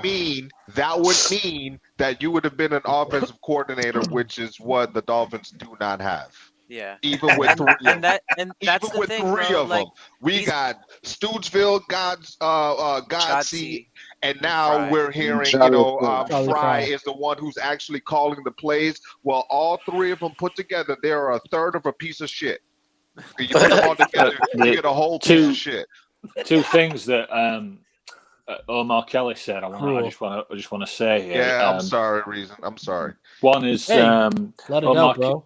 Omar Kelly basically says that Miami is protecting the number 1 pick in Austin Jackson because he's not a tackle, and they need to move him to guard, and they're refusing to do that until it's absolutely like last resort. So they're protecting Austin Jackson. The second point is Omar Kelly is talking about trying to get Aaron Rodgers or Russell Wilson or even Deshaun Watson, if he clears his legal issues, to come to Miami. My question is, Miami is a very Why would they want to come to this mess? Miami is in a very attractive city. Can I answer that, Reason? Can I answer that? It's not an attractive team. First off, I fucking love the accent. Thank you. Right?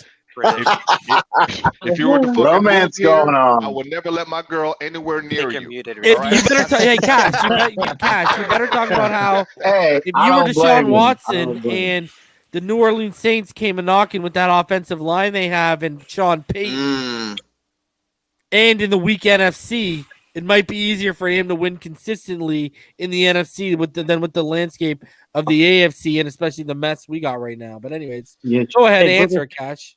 British Dolphin. Yeah. Again, do you watch rugby? Yeah. First thing. Hold on. We got a New Zealand guy and a British guy talking about rugby. Do you guys? I'm Jamaican. No, I know a little bit about. What about cricket? What about cricket? Cricket sucks. Cricket's boring as shit, man. No, right. British. Of all the sports I've watched in my lifetime, that is I don't like the rugby, man. No. Yo, what? Terrible, man. Yo. Cricket. All I gotta say is, have you ever watched curling?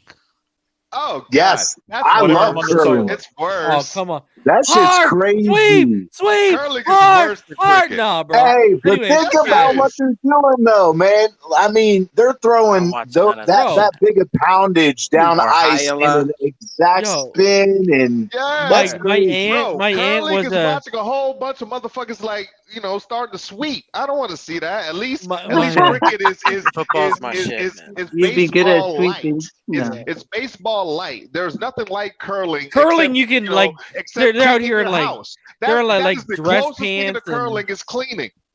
Yeah, my aunt was like a ridiculous curler in Canada. Hey, it's better than golf. It's better than golf. I play golf. Curling is an Olympic sport. No. Let me clarify. No. Let me clarify. Stop. Real quick. Stop and let me clarify. Let me clarify. What's on, Rhonda? Playing. No, let me clarify. Playing golf is awesome. Yes, we are. I'm sorry. Okay. Watching it is not. That's all I was trying to say. I agree. Watching it is not. Playing it is absolute fun. It depends. But watching it, I can't do it. I can't do it. It depends. You must be critical. Dude, every announcer's like Ben Stein, the freaking Clear Eyes guy. Ben Stein. Hi, we're gonna talk about. Hold on a sec. All right, boys. Hold on a sec. Right now we have British Fin Fan, we have JT from New Zealand, and now we have Wu back from Australia. I love it. Hey, we got the international. All the accent dudes you don't want your wife to meet. All in one room. I said it. All we need is a French guy, and we're really screwed. My bitch. Yeah, exactly. We're just missing the French guy. That's it. Get somebody from France. Look at Twitter, guys. What's going on, bro? That's what's going on. Whatever. That's like the Dolphins offense. A whole bunch of nothing. I mean, it looks nice. Wu back. I didn't know you were hanging out with the offensive line. Yeah, I know, right? Hey, man, I'm gonna get my earpiece on. I can't really hear you guys. Talk. Say it again, bud.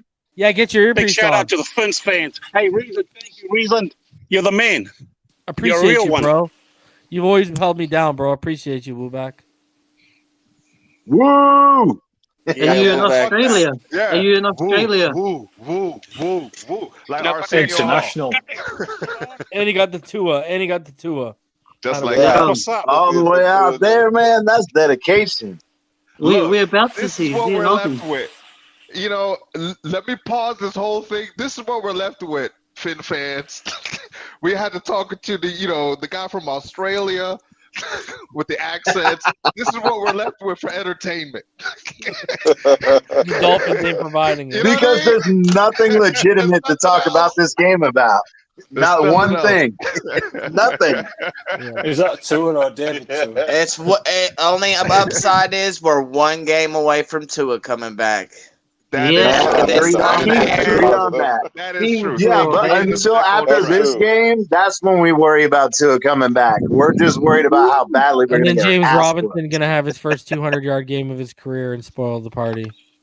Life as a Dolphins fan, bro. Thank you. No, but I Thank think you, Reason. I'm confident in that. Like, I would actually bet on us in that game because I know Trevor Lawrence is gonna throw 2 or 3 picks, so I'm good. You want me to tell you what I'm actually betting on, Reason? I'm actually betting on the Dolphins to cover. This game, I'm betting on the Dolphins to cover. The Dolphins are notorious for doing everything that we think they're not going to do. We think they're going to win. Oh, they're going to lose. We think they're going to lose. They're going to show some fight. They're still going to lose. They're still going to lose, but they're going to show some fight. And Crypto, you and I have talked about that multiple times. The only problem with this is I do believe that we can try to keep this game competitive, but the only problem is if RO can't do shit, we're going to be back to the same old problem of wearing out the defense and getting blown out because the defense can't keep up. I don't know. The Bucs got too many weapons to be playing that game with them. We have to play perfect. Shout out to Rhonda. This is my statement. Shout out to Rhonda. I hope you get that bonus and good luck with everything, Rhonda. Hope you're good luck with that bonus. Yeah, they got a lot of weapons, but they're entitled to lay an egg too. Anyways, hold on. Before I get to you, Cash, I'll let you go. Yes. Pyro. Oh. Pyro, shut up. Pyro, how's Twitter going today, Pyro? Oh, it's a shithole, you know. I don't really. Oh yeah. Twitter is Twitter, guys. People trying to cancel each other and shit. It's crazy over here. You're famous. You're up on that panel, bro. I'm pretty sure with us when we're talking. Yeah, I'm up there. You're Twitter famous right now. It's so my infamous profile pic too. Did you fully load the clip or only put a couple in the clip for this weekend? Can you see what I'm doing? I'm in this hole right now, so no, they don't I can't. about coming after me. He's already hit the ground, bro. Like he jumped a long time ago. I'm in the trenches. I'm in the trenches of World War I right now, bro. He was the first body in the hole. Pyro is the flying Graysons of Dolphin fans. Yeah, man. I'm in the family. I'm the Waynes right now, bro. We going down crime alley right now. Boom. I'm almost there. I already jumped. I jumped like 3 or 4 days ago. You'll be here. You'll be down here soon. Oh no! Trust me. I'm enjoying the ride on the way down. I'm enjoying it. I'm enjoying it. Hey, Pyro, did Dylan give you some Quaaludes on the way down? I already grabbed by the whole handful of them. I'm on the way down. I got plenty for everybody. Here we go, bro. Let's go. I'm up here eating. He makes Dylan sound like the boat guy. Like, come drink my juice and jump out not the endorse window. Quaalude trafficking by Dylan Totaro. Wolf of Wall Street on this bitch, bro. We gonna make Netflix any day now. Smashing the Ferrari and trying to drive and climb out of it. Man, it's the first thing I thought of was Wolf on Wall Street. Yeah, with the Quaaludes, yeah, man. Yeah, really. But ladies, if Dylan shows up for the Quaalude drop off with a bowl of Jello, then you should be really worried. Dylan is half of the reason why Deshaun Watson cannot come here. Why? What does that mean? You got the motherfucking goodies.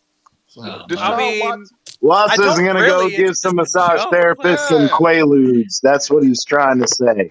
He said you were going to provide Watson some Quaaludes so he could have his way with massage therapy. It's strictly, I mean, look, if he wants to jump out the window with us, then he can have some Quaaludes. Otherwise, it's reserved for the people that are Dolphins fans that are. I hope you guys are good at massaging groins.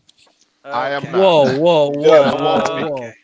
Well, if Watson comes down here, just protect your women, because oh my goodness. all I'm saying, if they were trying to open up with a massage parlor, they're in trouble. There's already plenty. I mean, Deshaun Watson already talked to Kraft, and Kraft told him all the right places to go. Come on, and that's crazy because his wife is a dime, or his girlfriend, or whatever, man. Yeah. She obviously can't be that good. Him in that She can't be that bro. good. It's all right. Ooh. Shout out to Willie. He says, nice show, Reason. Shout out from Medellin, Colombia. We found the real plug. Never mind. Yo, that's one place I'll never go. Right there. Yeah. We found the real plug. Willie! Yeah. With the long fingernail on it. Put your pinkies up with the long fingernail on it. Oh, yeah. That one. Oh, yeah. Pinkies up. Pinkies up. And I'm in Palm Beach. I'll be there in 35 minutes. This guy. Logan says, "Yeah, this guy's loving his own jokes today." Celebration dance if we win? No, not by me. The look of I'll probably have an aneurysm because I'll be so shocked.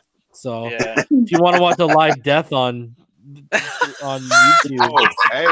you might see me go. Hey, I know we're joking, but you can't say shit like that. You guys, you can't do that. Hey, Reason, who's gonna do my all 22? I can't trust TD or Dudley with this. Who's gonna do my all 22, baby? You can't do that. Oh my god! Do you really want to this? I mean, bro. Speaking of, can you imagine what the all 22 would look like if we do win? Do you honestly want to see all 22? I don't want to see it because that means like Jacoby Brissett threw the ball like 55 times. Oh God! Yeah. But I mean, what the all 22 would look like if we do win, that'd be insane. That's going to be all 88. You know what I mean? I mean, it might honestly, if we were to pull off a win against Tampa, it might not actually be even all that exciting. Shout out to the Australian love. Jazz is from Australia. He donates $5 to Australia. He says if we win, I'll run down my street naked. Oh yeah, down under. We're going streaky. Hey, I did shout out when to the Liam. U won, and I was who's checking in from South 2001. Me and a bunch of buddies. And Omar, I have a feeling DVP doesn't play this weekend. That's speculation. I haven't heard a thing. That's speculation. Yep, me either. The only thing I heard was that he's likely to be a game time decision. Yeah. And not for nothing, what the fuck did he do when the Colts didn't even get hurt anyway? He only needs to suit up for the third quarter. It doesn't matter though. Dude, it's Jacoby is throwing Devontae the ball Parker, to him. man. I'll get hurt too. It's Devontae Parker, bro. What do you mean? He has to. If he's out there, he's hurt. Like, I mean, somebody breathes on him or bats their eyelash at him, and he gets fucked. Because you want to know what the funny thing is? If Jacoby ACL. Hurt himself trying to catch the ball. is throwing the ball, dude, you know what? Here's the worry. Think of it. He all the guys we thought were top guys. What happened? The whole fragilia. Yeah. I gotta hear Pyro talk about. I told you they're glass cannons. I told you they're glass cannons. And that's like he's right. Yes, right. So he's right. He didn't even let me get it out first. Yeah, right. So he was right, obviously. But like, think of it. Between Parker and Fuller, that's almost $20 million. And no, it's more than $20 million. And it's no, just for this year. Yeah. Okay. So it's and 22. And what's our receiving core worth? Like 46 million, something like they're that. Half of it. Yeah, that's like half of it. And they're both like, I got a hangnail. I'm out for a week. Like seriously. Well, because he's got two injuries. It's a shoulder and a hamstring. So it's like I know y'all have seen veteran receivers and veteran players and what their fingers look like by the end of their career, right? Yeah. But Parker obviously doesn't want that to happen. He's already had one. I'm talking about Fuller, right? I'm talking about Fuller. Or Fuller. That's what I meant. Remember Calvin Johnson that year where he wrapped everything? Yeah. And he like tightened and it looked like he was like, live long and prosper out there. But Who the fuck sounds like Darth Vader on this whole goddamn screen right now? Wooback has entered Somebody sounds the like they're in outer space. the Outback. Wooback in a wind tunnel. Wooback has entered the Outback. Yeah, that's actually the opposite of space. You wouldn't hear anything. Crypto can't talk, though. So what's up with Kirk Merritt? Did they not call him up? Well, we'll know on game day, right? No, they didn't. I don't think they have. They haven't. But see, they have one open roster. That's the main reason why I and they're kept saying saying they need it's to have for 10 Raekwon, wide aren't they? receivers on this roster. I saw that. Don't say that's a thing. Say something new. Don't say that. What else am I supposed to know? But that's what. Wait, here's the deal. Okay, fine. Here's the deal. There you go. Whatever. Yeah! That's No, what it just is say at the because end they of the day, haven't at the end they of the haven't day. officially Yeah, activated yeah, Raekwon Raekwon, Davis yet, yeah, and yeah. they're holding the spot, waiting to see if he's going to be activated. Yeah. And if not, then maybe they could bring up Kirk Merritt. It's Mac Hollins season. I'm telling you. EM, who's been staying away from platforms since we lost to the Colts. Shout out to you, bro. He's like, yo, I ain't going up there on none of that shit right now. Shout out to you, bro. I swear. I blame you. I don't blame you, and I gotta host this stuff. I do. Yeah. Yo, Reason, can I say something? Yo, knock your anything you want, except to my girl. I hope. We need an EM down here. Go ahead, man. Hey guys, I don't want to see Jackson back on the field. I agree with you. I mean, what are these guys doing? I've been watching all this time, and thank you, Reason. You are the reason why I'm watching Miami and getting a lot of knowledge on this football game. I'm a rugby guy. Oh, there you go. So big ups to you. You know, I mean, appreciate you, dude. Without your channel, you know, you're schooling people right. All these other YouTubers, man, those guys are dreaming. They need to shut down. I love it. That's for real. But I mean, you know, you're doing a great job, and I think the team. Hey, it could be an upset this weekend. I mean, Jacoby, I can see the team if the defensive end can hold down and shut them out. Maybe they might be able to get a couple of TDs somehow, and you know, our kicker Sanders will kick us to victory. That's the only way I can see them winning. I believe that. It sounds like he's chasing the kangaroo right now. Did y'all? Yo, it sounds like it. Well, I believe it. Stop it, Crypto. It's Stop. possible. It's possible. Watch us do it. I'm so over the Dolphins. We're gonna do everything that we're not Ain't the supposed kangaroos to do. got to worry about the koalas. Bro, yeah, we gonna kangaroo the jack shit out of all of these field goals and win by 3. my Watch. You're wild, dude. Jason Saunders being called up. So he's actually going to take the point? You guys are telling me that he's going to take the points? I mean, he hasn't done it yet. No, I don't think he is. Dolphins, I'm going everything opposite of what we're like supposed to lose. I mean, not. bro, you Watch. could just like evaluate the circumstances and you know, evidence at hand, and then just make like an educated guess off. See, I'm not the only worry. Okay, this is the. I think we're gonna lose. I don't think we're gonna win. The only thing I'm working for, like the one thing I'll be watching for is how much fights in the dog. If they just roll over, then I know we've lost the room. If we lose by like 3 or 6 or 7 or 8, then okay, I know we put up a fight. But if we if we get wiped and they you can't get into double digits. It needs to be less than double digits, and we got to score points. If we too. lose, Like, agreed. there is some chance that this defense could completely shut down our offense, and if that happens, then you're fucked. Motherfucking possible. And that's what I was saying earlier in the comments too. Is again, not only the fight, but I want to see that our players are going to get locked in. That they're gonna all this bullshit that they're hearing, because a lot of them do. They know that they're shit, and we're calling them on their shit. The thing is are they going to be mentally strong enough to prepare and give us a good showing? I don't expect us to win either. I have us getting totally annihilated. I have it at 38-7. Same as me, bro. Here's why. Damn. Holy Here's shit. why. I think that, again, our biggest issue. Hold on, CT. Hold on. Comment of the night. How are our receivers hurt? All they're doing is conditioning all game because all they're doing is running. No one's throwing to them. Comment of the night, TV83. Man. Anyways, that's awesome. That's fun. Go ahead, CT. Go ahead. But no, what I was saying is, again, I think that there's so much in this whole situation where It's very frustrating to see all of. Yeah, here's why. It's so frustrating to see that we know that the Bucks have a weak secondary, but we also know they have a great front seven.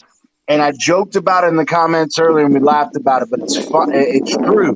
Vita Vea took out 2 guys in one play last week, and if that's 2 guys on any other team, that's 3 of our guys.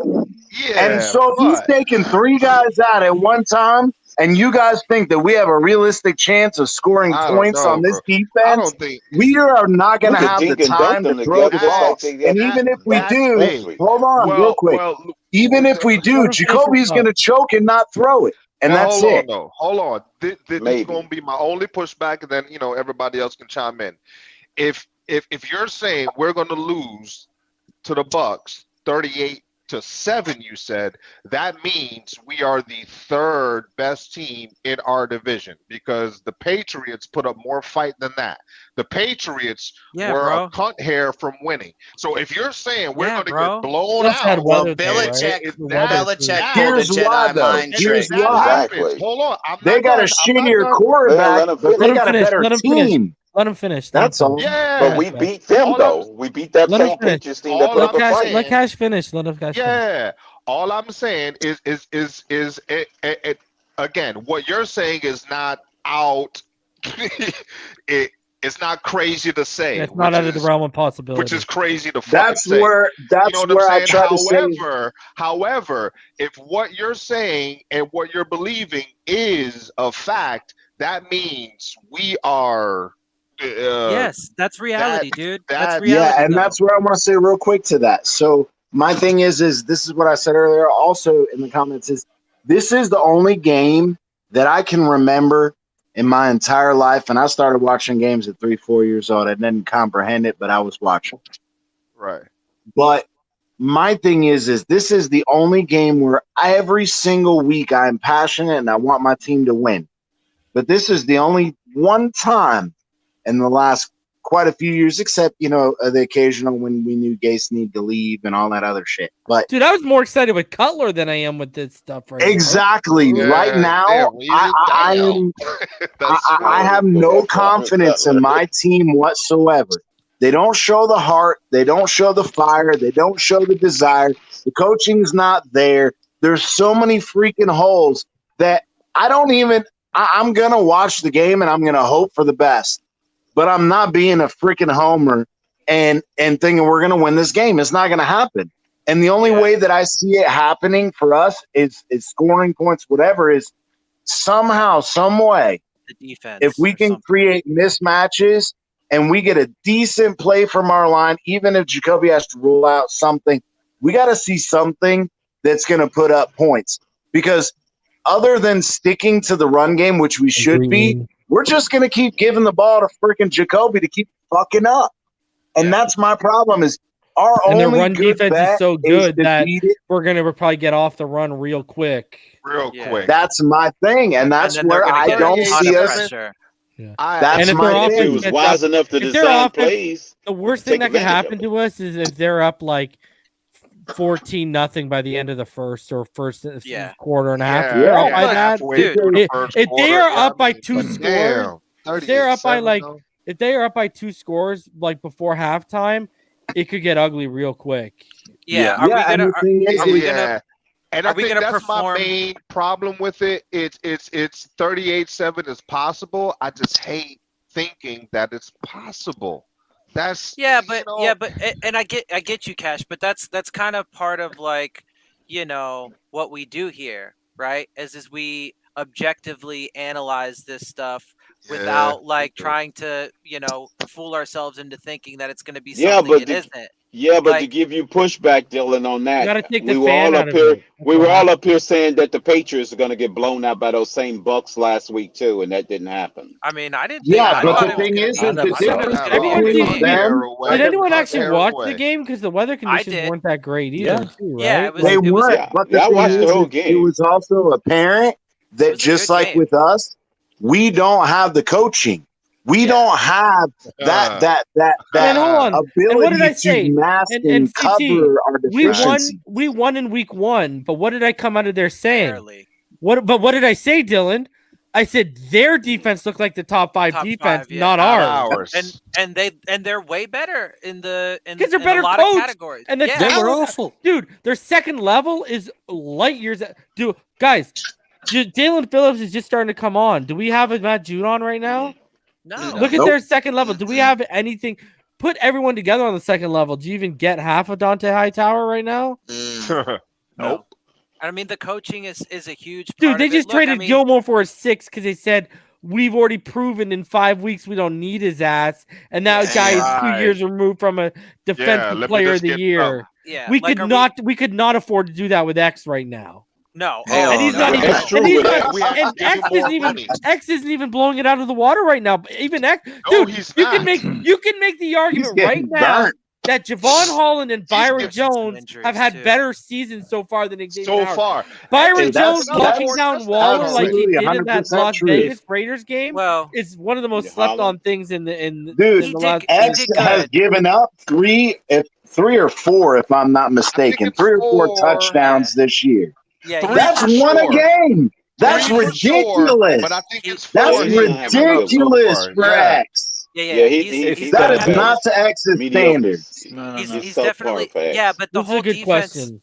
This is a good question. Go ahead. Yeah, if Gilmore had hit free agency, the Dolphins could have picked him up and traded X and got a fucking offensive line. I know, eh? No, go ahead, Dylan. I was just gonna say real quick, the defense as a whole hasn't been playing very good either, and he is battling some injuries, and that has a lot to do with the fact that they've been out there the whole time. But yeah, I mean, he also did save the game against the Patriots. He won us that game, and he does. I'm not denying that. That's but fine, but you can't separate him from the team. He's still look at where you're right.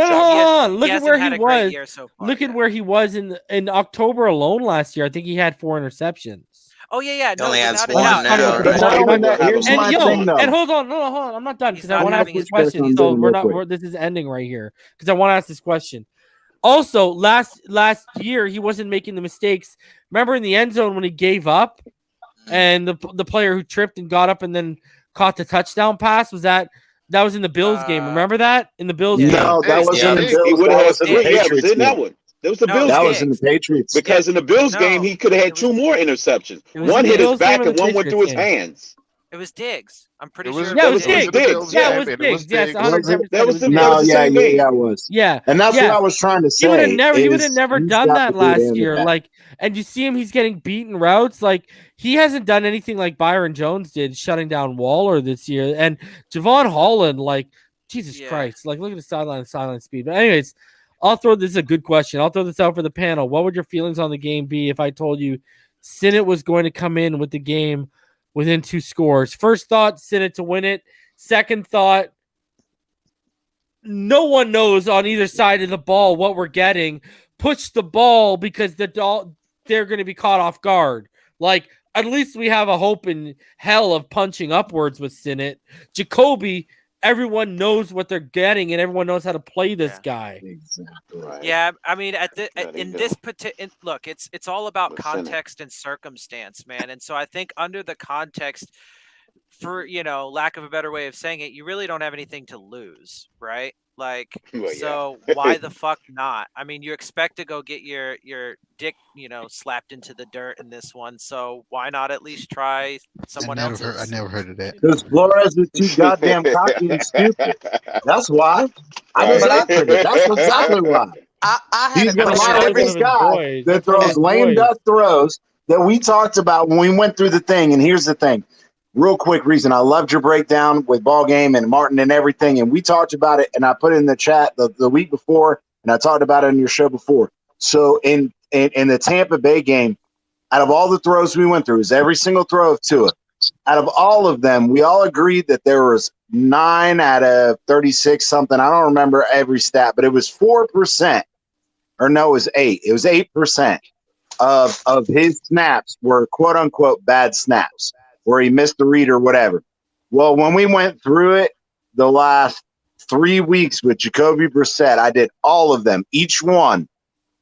And it came out to an average of all 3 games that he had 54% quote unquote bad reps in the passing game. That's fumbles, that's incompletes, that's misreads, that's inaccurate throws, just like we did with Tua. And again, which Tua game did you do? It was the only game that he played a full game, the Patriots game, New England game. Yeah. Wow. It was 8% quote unquote bad passes where he missed a read, he got set, whatever the case it may have been. And we did the same thing, and I averaged all of it out. And I even put a running count in the comment, and people will see in the comments when I did it during the review. It was 54% of the average of bad plays of the last 3 games, and the highest was this weekend when it was 59%. It was, I believe it was 17 out of 31 plays that were quote unquote bad plays by Jacoby. Yeah, well, he's sucks. Trash. He sucks. That's ridiculous. Yeah, I know. And we think that we're going to walk into People are telling me this guy. Tampa. People are telling me he's better than Tua and QB1. I bro. hate What are that. you talking about? Yeah, but that's because they're choking on his. Yeah. You know what? Just like Flo. And the thing is that's why we're not going to see Senate. That was my whole point. So that whole thing is good. He wants his guy, and he's going to live and die by it. The free agent market. Good quarterbacks are never available in free agency. It's you got to just trade a boatload if period. you can get Thank you. I mean, you can get decent backups sometimes, but they all you're gonna get. But they even whiffed on that because Jacoby sucks as that too. Except for Drew Brees. But here's the thing: is Risa makes this point all the time, and it's telling though. Here's the thing: is even more telling is we say it all the time. Everybody wants to say even if somebody's got really bad feedback. I don't know who that is. But the whole point is everybody wants to talk about, Jacoby's better than Tua. No, he's not. And then we add in that Jacoby is in year 7, and Tua is not even 11 games into his freaking pro career. And yet he's more efficient with the ball. He passes, he's more aggressive. Especially after last year with the training wheels coming on, and people still want to act stupid. It's crazy. Well, look, Tua is our only winning quarterback for this season. Ever since Tua went down, we haven't won a game. Coincidence? No. Well, if you want to hear the real right now. It's a little. Tua is actually I believe if you go back to Kyler Murray's class. He's the only quarterback since Kyler Murray's class with a winning record. Nobody wants to talk first round about draft picks. Wins on the QB stat. No, okay. That's not you being a Tua-neer or a homer. You're just being factual. Those are facts. Tua is a winning quarterback. I keep talking about it, bro. Like Tebow. I say this. Tebow was not I'm a Gators fan. I watched Tebow. Tebow was not very good. His mechanics were fucking shit. He was not good, and he was just a good athlete, but he had winner's DNA. That's how he mustered Denver to the playoffs offensively. Was he just had the winning DNA? Now it eventually ran out, but the thing is, when you talk about passers, Tebow's not even in the same realm of existence as Tua Tagovailoa. They're not even close. Right. But they got that winning DNA that can galvanize guys at the right time on the field. People are going to be pissed when I say this, but to me, Lamar Jackson is of the same mold. Yeah, Lamar Jackson can fling a ball, but that's because everybody thinks he's going to be running the ball. Lamar Jackson is a product of his running, which is what Tebow was. Everybody knew that Tebow can run the ball, so every once in a while he'll play action your ass and then catch you slipping. It's of the same mold to me as Lamar Jackson, but Lamar Jackson is just a way more prolific runner compared to Tebow, but it's really the same thing because whenever you think about Tebow, you're not thinking Tebow's going to I don't think stay in the about pocket and pass the ball. You don't think Lamar Jackson is going to stay in the pocket and pass the ball. You know what I mean? But he just has intangibles of producing wins. So I definitely get what you're saying with Tebow. He just produced wins. No, he wasn't going to pass you to death and cut the defense to shreds. No, he wasn't going to do that. But he was going to run for that timely first down. He was going to make that play action pass for that timely first down pass, which is Tua at full health. Which that's Tua at full health. Which is what Tua is not as of this point. We only got one game, which again I just said, which is the only win of the motherfucking year, and not for nothing. Even watching that offense, it wasn't perfect. Well, no, you just sum it up. Yeah. All you got to do is sum it up like this: if Tua was the problem, why haven't we won a game since he's been out? If Tua was the problem, why did it take 3 games for us to throw a passing touchdown? That's the biggest one. But that's the thing. But the thing is, I want to say one thing real quick. He just said that Tua, he doesn't think he's completely healthy. Tua's completely healthy as far as, obviously has the rib stuff, but his hip and all that, that's good. His thing is he's, again, in the 10 starts and, 2 drives or maybe 2 drives. He's still got to continue to learn the NFL, learn timing, learn his speed of wide receivers, learning the play, but all these things that everybody sits here and refuses to admit that other quarterbacks struggle with, which almost all of them, there are very few exceptions who came right in and they were ready to go. Well, he's Aaron Rodgers week 1. And the thing is when you surround him, again, we talked about it the other night, you can surround him with all the weapons you want, but he's not that quarterback. You got to not only give him the weapons, and even if you don't, because last year you proved even with 7-11 guys, he was still chucking it. But again, the major issue is you got to protect him, and they refuse to do it through ignorance, through whatever you want to call it, dumbassery, whatever you want to say. Well, it's just ridiculous, and it's blatantly obvious, which makes it frustrating. Yeah, they're not giving him an offensive line, and they're not giving him a running back. Yeah. And yet, when they went to this, when you look at what they went to this past weekend with that progression-based offense, the reason why they've gone to Malcolm Brown is because they need a 3-down back that can pass block. And yet, in the last 2 years, you've passed on Taylor, you let Najee and.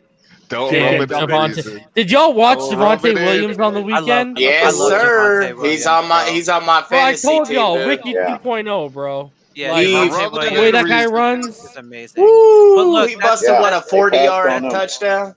Bro, that's the thing. That's the thing. At the end of the day, I'm gonna use 2 of my lines there. That's the thing, and at the end of the day, but for real though, Tua's never been the problem. Never once ever been the problem. And we're being sarcastic. No, I know. I'm just saying out there to the big world out there, right? It's they failed him on every level imaginable, right? With the offensive line, except for even with the wide receivers, because they gave him all nothing but fucking. But he's gonna come back. Dudes. He's gonna come back and have no one, and Jacoby's gonna be the only guy who got all the. Man, that's what scares me. Yeah, I know. Right. Yeah, he'll come back and have nobody to throw to. Yeah, it's shitty, but that's why I'm saying they failed him at every point. Let me make sure I got Jalen Waddle started this weekend. The coaching is terrible. Like, they don't have a head coach that even really wanted him. So it's just on every single level. It's just, hey, dude, we're going to give you as much possible adversity as we can muster. Deal with it. Like, okay, I guess. Well, look, and I got a question. He's done a great job, though. He's done a great job dealing with what he's been given. What he got. Yes. About this defense, I know a lot of people try to say this defense only has 2-3 years. I think we have more than that. I feel like we have. That's the only place where we've drafted well, and I feel like we got guys. The only guy we don't have a replacement for waiting in the wings is X. But I feel like, Nick Needham could be plugged in and replace Byron Jones. I feel like not on the boundary though. So Brandon Jones. Well, I mean, I'm saying 2 years or whatever, 2 or 3 years. The man will have way more. 3 years, and Needham cannot play the boundary. So my pushback to you is, and I caught some of the Big O show, where he was trying to, I don't even know what the fuck the point of, that show was, but he was trying to, kind of like make it seem where the Dolphins made some ground up, with drafting, Preston Williams undrafted free agent, Needham, undrafted free agent. For me, some of their mistakes of yeah, badly, but for me, that does not mask it, right? Because that was not a wasted pick. You see what I'm saying? Noah was a pick. Needham was not. He was just somebody that you signed undrafted. He was not a pick, so he was not a waste to you. So even though you were able to find, the little nuggets there, that still does not excuse you wasting what the actual asset was. So Noah is a waste. To me, look, I already know everyone's saying that Christian Wilkins is having a great year this year, but for me, overall, not impressed, not encouraged either. I'm thinking I'm seeing this season because isn't this his last year? Is he about one more? Right? One more. Right. So then he has the option year. I'm thinking he's trying to prove whatever the fuck. And then you just for go me, a pass rush though. Yeah, and it's still not impactful because we still can't stop the run. I'm just hoping Raekwon comes back, and then maybe that can help, solidify everything else. But overall, when he's actually our best run stopper. He's number 2 in the league so far. Defensive, but he's number 2 in the league upon interior defensive linemen. But they run so much on us, though. Are those false numbers because they run so much because they know we can't stop? No, it's because he can't stop every single run. Well, all right. The thing is it's our second level. The linebackers are freaking killing.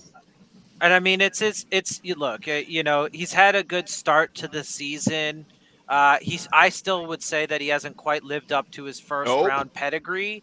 But, I mean, to be fair, let's give him, the rest of the season and see if he can do it consistently, because that's what we need from him is to consistently stop the run and then get a little bit more pressure up the middle than what he's doing. For me, it was always a 4-3 defensive tackle, and he's I agree. playing in a 3-4. Yes. I agree. Yeah, I agree with that. Absolutely. Let's go through some final thoughts here because we're almost at 2.5 hours. Florida-born, Kentucky-grown. Your final thoughts, buddy?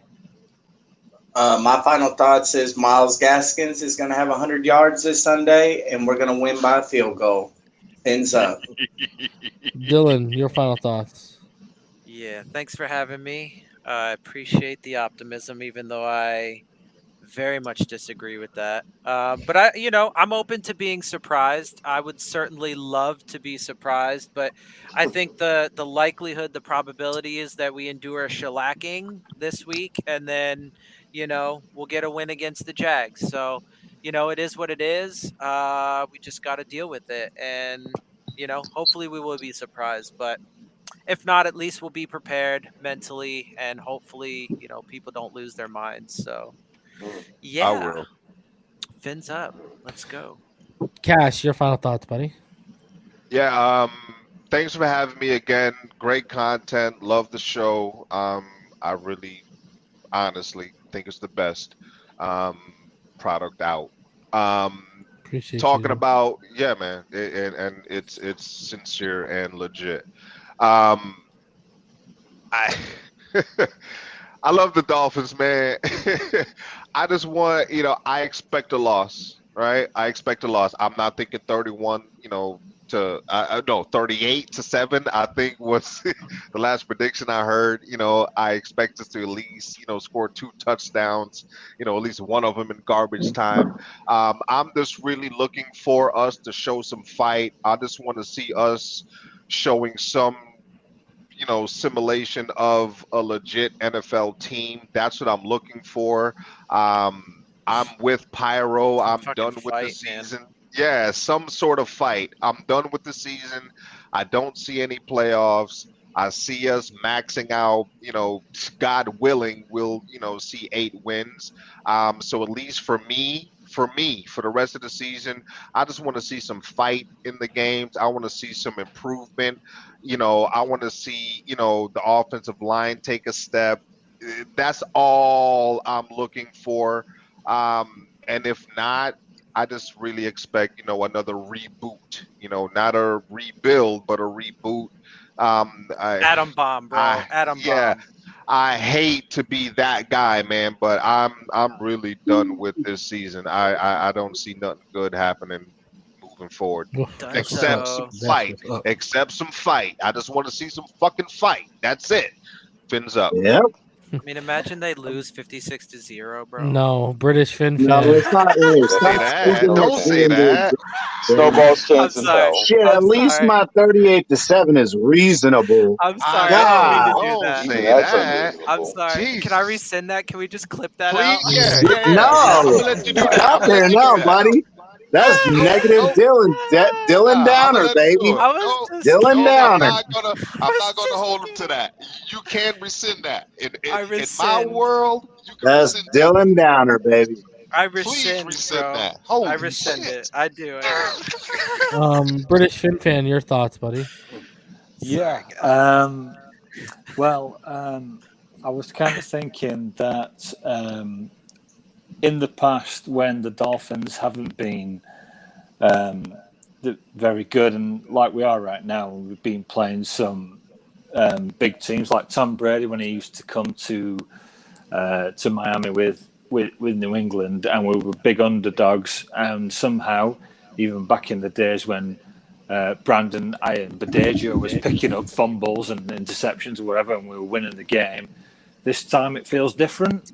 This time it feels like we're not playing to our own potential. So even as underdogs, I can't see us pulling off a famous victory this time. I just don't think we've got it in us. I think we're going to lose, and I think we're going to lose quite comfortably, which is sad to say. But hopefully, we can get some small wins where Raekwon Davis can come in and play well. We can hit some deep balls. I don't know if Jacoby's going to look downfield. Hopefully he can change that mindset. He can see that shit from Australia. That guy needs binoculars before he throws a ball. I mean, I don't know. Maybe Myles Gaskin is going to get more than 8 touches a game. I don't know. We will see. So I'm looking for some small wins on the offense, but ultimately I think we're going to lose the game. But victories. We will have to look to London, bring it back to my town, my country, and hopefully we can. You're going to that game, right, brother? No, I didn't get a ticket, but I'll be watching it on TV. But hopefully, what are they going for out there? How much are the tickets rolling for? About the cheapest ones are about £80, which is about $140 maybe. That's way at the top. Yeah, but hopefully we can beat the Jags, and I'm thinking it's better. Tua's revenge game for the national title in college when Trevor Lawrence beat him. Yeah, they better motherfucking win that game. Yes, sir. That game. Fingers crossed. Fingers crossed. Fins up. JT, what's going on, buddy? Yo, I reckon we're gonna get a hiding this week. I think the whole team, so except Waddle and Jalen Phillips, I think everyone sucked. Everyone sucked at the moment. But when King Tua gets back, I think we win minimum 11 games. I hope so. There you go. There you go. Prediction. Positivity. Wow. Like Yeah, and then Put it in the universe. better you than me. And then MVP. I'm with you on that one. Yes, sir.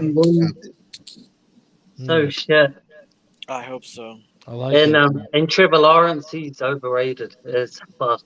Yes, he is. The best description I ever heard for Trevor Lawrence was somebody called him Punchy Face Fabio. Ooh. Oh my god. Blonde-haired Fabio. That's a Fabio says it's fabulous. Hey, wait, and look, there's some fresh herbs from the garden. Attaboy. Nice. Doing your hardest to try to get me to don't get cut on Twitter. That's right. Pyro, your final thoughts. Well, man, all this positivity is infuriating me. I don't like it. First and foremost, it means it's too damn light in this damn cut. Pyro still wants Najee. Still wants Najee. At this point, Najee ain't saving shit right at this point. Yeah. We right now, man, we are going down by the fucking bow, and we're about to split open like the Titanic. Not a keel broke, bro. The keel broke. Torpedo to the keel. Not yet. This Tampa Bay game is gonna be where that happens. All right. Yeah. I'm tired of this positivity. Stop it. You're not gonna win shit. Stop it, please. Yes, we are, Pyro. We're gonna win. Stop, please. You got the game switched up, Pyro. Just wait. You guys, it pisses me off when you guys do that. All right, like on that positive note, Crypto, your final thoughts.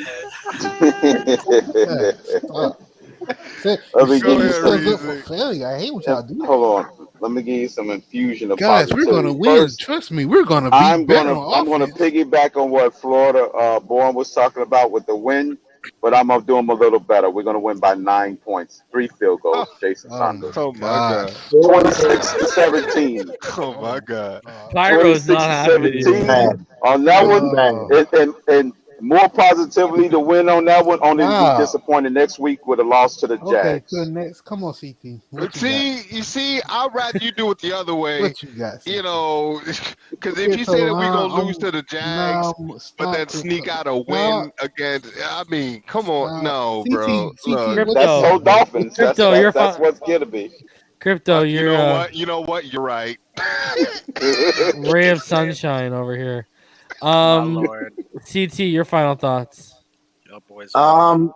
Long story short, I think that, I had a lot of high expectations for the season. The last 3 weeks have been pitiful at best. And I'm hoping that somehow, some way that this team can fix one thing at a time. I'm not expecting everything to get fixed all at once, but we're out of time. The fact that we're going into a game that we're going to get absolutely trounced, then that's my prediction. It is what it is, and I think that we're going to be out-coached. I think we're going to be out-executed and outperformed.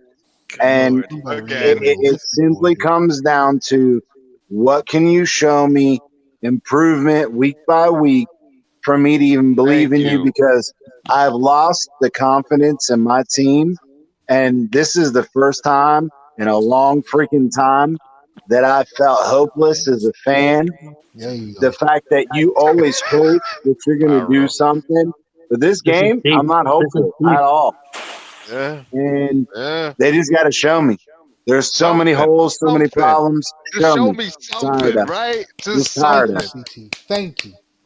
Sweet baby. Fins up. That's it. Fins up, man.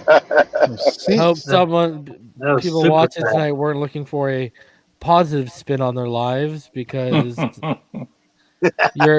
if you're on the ledge after listening to those final thoughts of everyone, come down. People out there love you. Dylan's got the Quaaludes. Yeah. He's having the Quaaludes. Feel free to turn around. Stop lying to these people. I don't know if Quaaludes are going to be strong enough for what you guys are dishing out to those guys. Yeah, I know, bro. You need to numb the bodies. I guess I could get some acid or something. I don't know. There you go. Shit, I've been lying for that too. Nah. All right. So, guys, I'll be back on Sunday. Game starts at 1. I'll be live around 12:30. We'll have you guys up here. We'll talk about it game day.